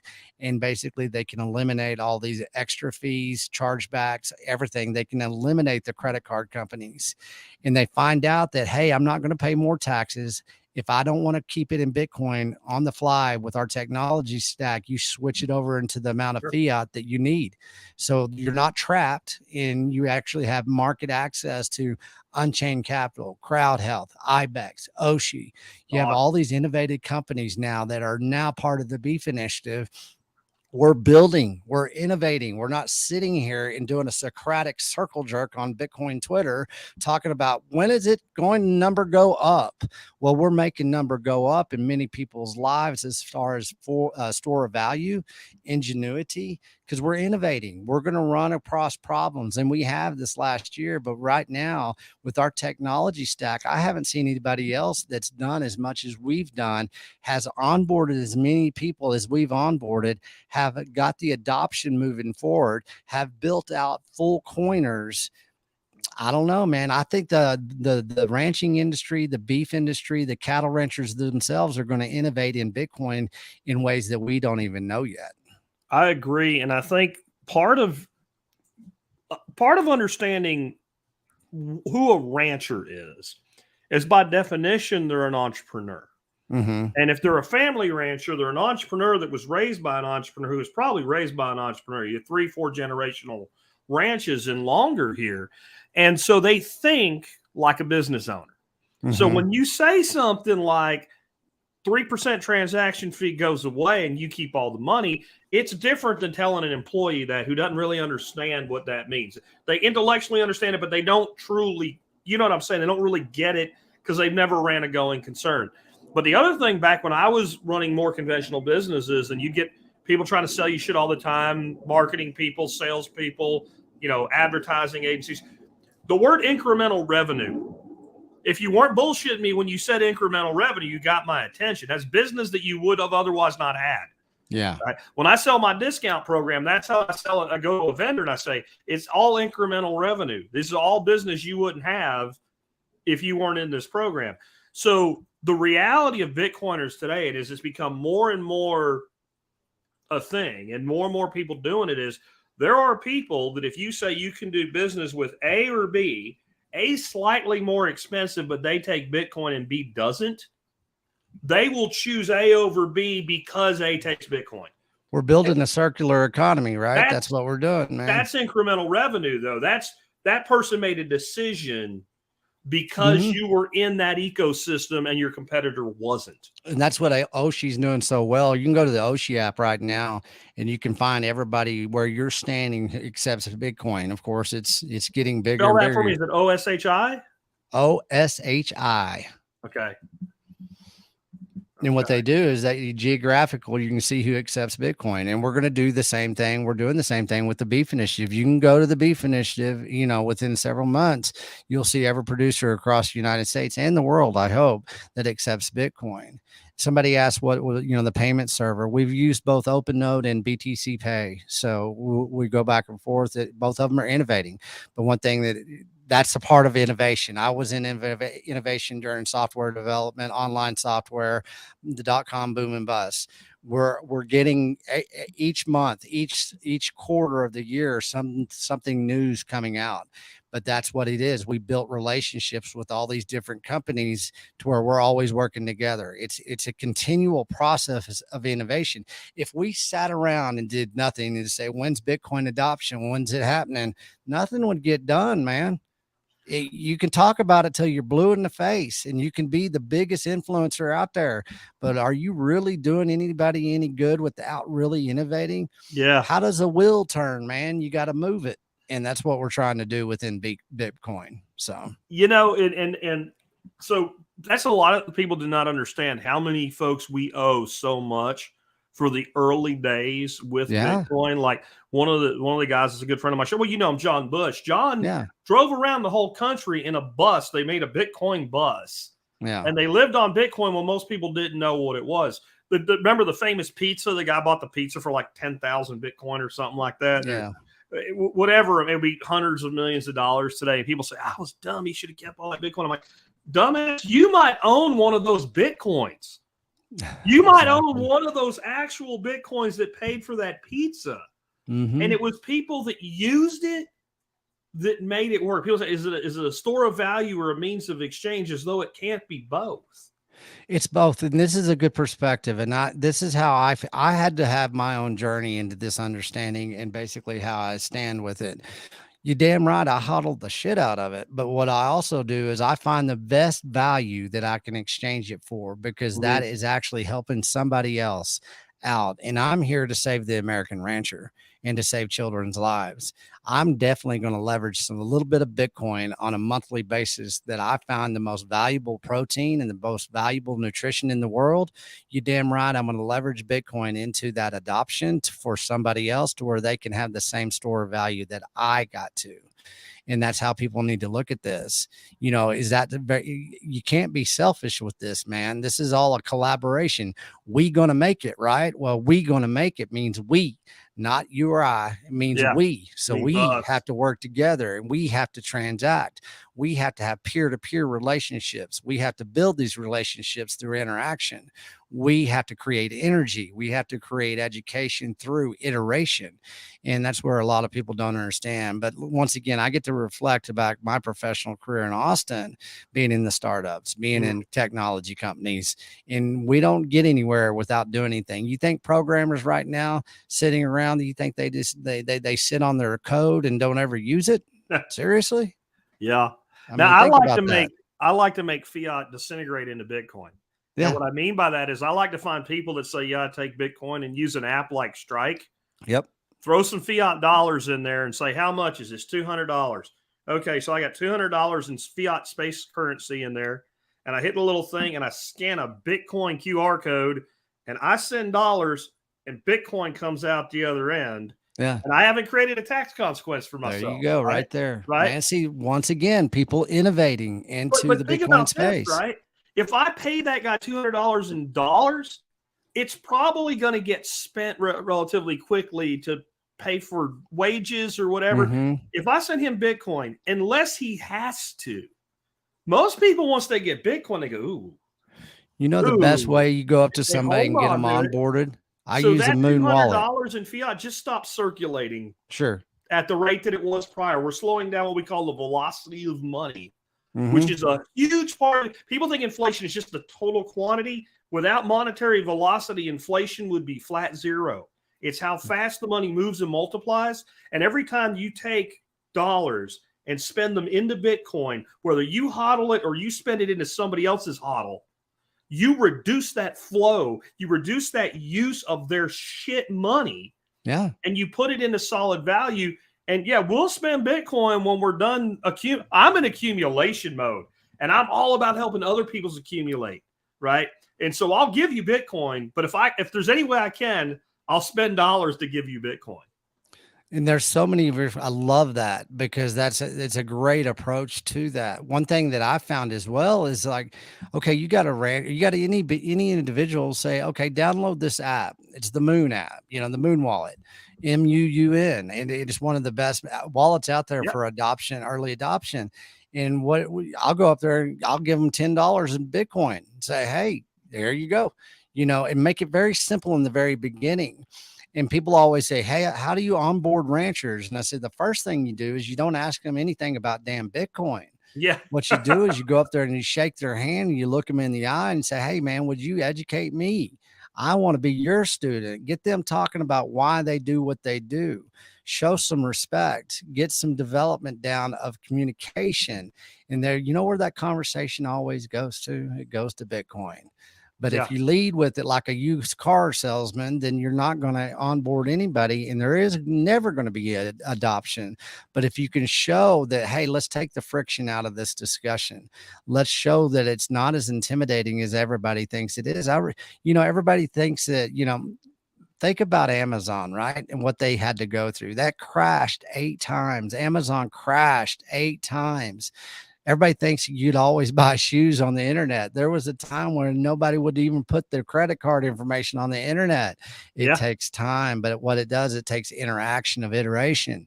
And what you do is you go out there. You don't have to spend all your Bitcoin to adopt it, but you can exchange it and you can educate with it with simple little steps that create relationships that actually are based on trust and respect. That's what this nation is basically lacking right now. And that's what do? You get to exchange some of the best beef in the world that's grown here in the United States, and you get to exchange a little Bitcoin for it. It's a win-win situation, man. Yeah. Every time, man. We were in Colorado. Matt Odell got up there in less than 14 minutes. We onboarded 52 people and were able to stream over 1,000. I think it was about $1,400 to Jason Rick within less than 14 minutes.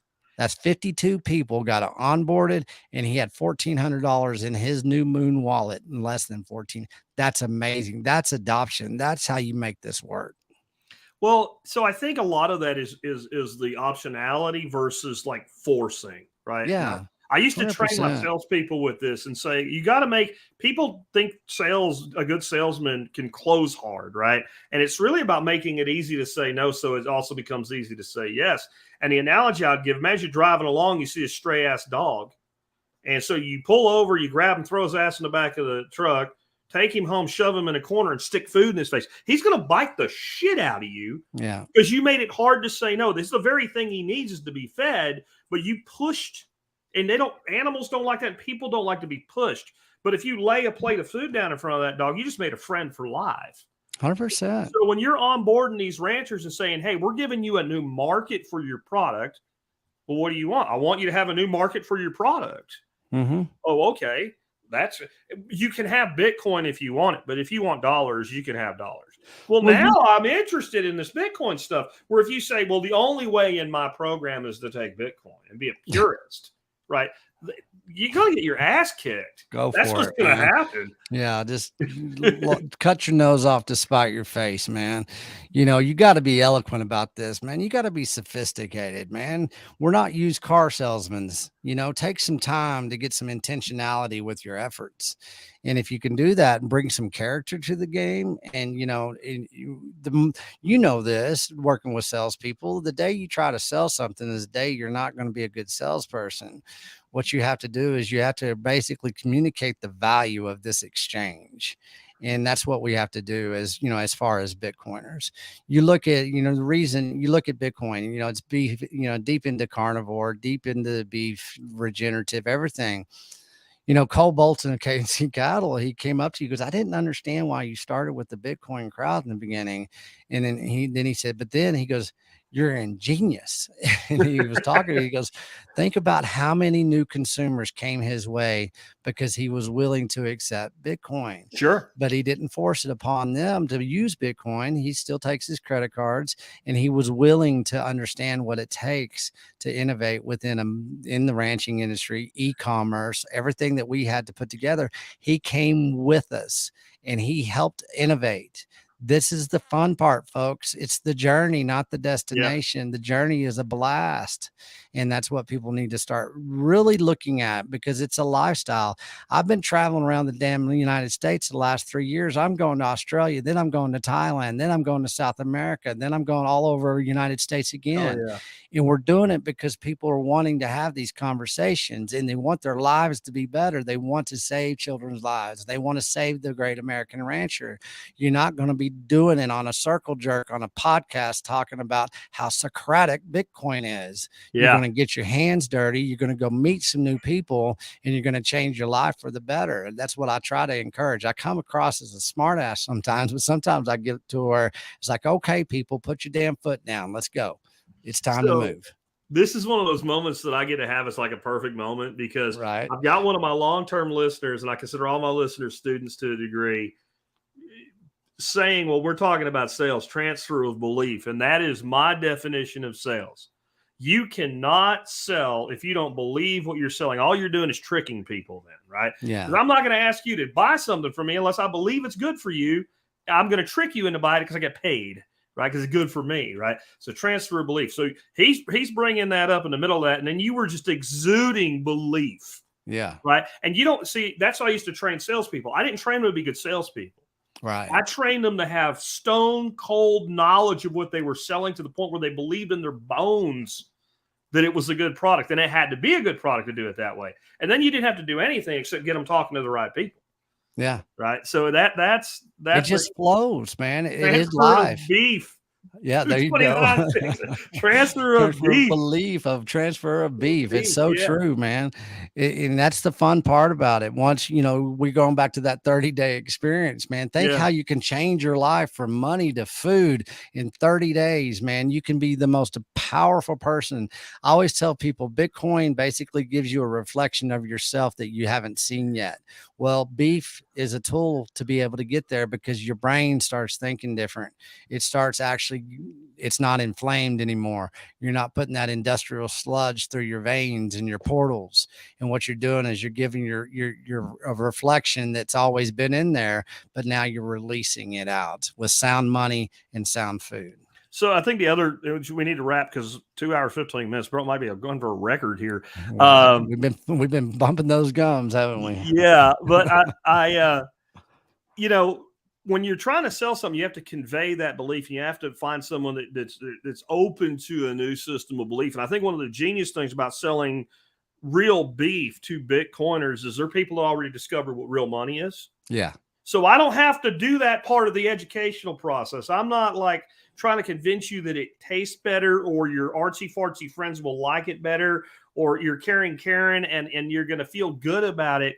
You already understand that you want the thing with the higher value and you already understand the system is a lie. Yeah. So I'm from those two hurdles. Now all I got to do is put you in touch with the person you can buy from. Yeah. And then Bitcoiners tend to either be people that are smart and struggling or successful. So then I've got a segment of that demographic that goes, oh, this box of meat's an extra $50. I don't give a shit.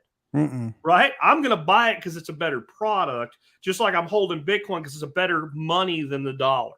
Yeah. So you've got this educated audience. All I have to do is educate you to the fact that this exists and you can get it. I don't have to educate you to the rest of everything else. And I think that's why it's so successful. Well, and that's what we're doing now. And I see that now after this long, hard ass year, man, I've been grinding for really hard for at least, gosh, I started grinding probably, I think it was June of 2021. I have not stopped. But what I see now, I see a lot of people going, oh, okay, well, it's not that hard of an adoption. It's not that hard of a lifestyle. It's not that there's a platform here that we can really help people out. And that's what's exciting now. That's what's about to happen. And I can see this it's going to be turned up a notch, but it's going to be the plebs doing it because people are starting to see just exactly what you just said. And so that's what's, I mean, and we cannot think the Bitcoin crowd enough, man. This is the only way that this will happen is whenever the plebs get together and they really do choose individually put their foot down and say, okay, this is the roadmap. This is how we decentralize our money. This is how we decentralize our food. We don't have to ask for permission. Everybody thinks that we have to. We are the authority now, and we need to start acting like it. But that comes with eloquence and sophistication and strong spirit. And it comes from being a very empowered individual. So that's the opportunity here for everybody to actually go down that roadmap. It's here. We've paved the road. Let's all go do it together. Well, man, I've enjoyed this discussion, folks. I will make sure that there's links to all of Slim's stuff in the audio version of this podcast. If you're watching the video version, you can get on over to the Survival Podcast or the Bitcoin Breakout. About an hour from right now, if you're listening to the live, it'll take me that long to get everything pieced together, uploaded, and published out onto the feeds for podcasts. Make sure you're checking us out on Fountain. If you like what you heard today, I'm going to go in and set up a split. Text, you can get me your Fountain handle, and I'm going to set up a split on this one. So if you tip us or boost us, stream to us in this episode, Tex gets a cut of the Bitcoin on the value for value, because he certainly brought a bunch of that to us today. And guys, thanks a lot for tuning in. Tex, thanks for being here. And I'm gonna be on. I don't remember what the date is, but I'm gonna be on your show soon, and we'll talk about some other things. Yeah, we'll tag team on this one. We'll keep this damn conversation going because we're just getting started. But and you brought up something. $50 more for a box of beef or whatever. One thing that we have to understand is every time that I didn't clarify is every time you do buy the beef from the Beef Initiative, parts of that money goes into that grant foundation. And so we're innovating within foundations, nonprofits. How do we educate? You're feeding yourself, you're feeding the community. And so all this is really starting to become that circular economy. So, man, having these talks with people like you, Jack, is phenomenal. This is how we do it. This is how we take action. So I can't wait until after the first of the year, whenever we are scheduled up. But into the meantime, though, everybody have a fantastic Christmas, and make the Beef Initiative, make this part of your conversation at the dinner table. Let's get it. Let's all do this together. Big, beautiful standing rib rack roast for Christmas. Hell dinner. yeah. Hell with the turkey. I like turkey, feast. But man, prime rib is the way to go. Thanks a lot for being with us today, Tex. Thanks, Jack. Appreciate you, brother.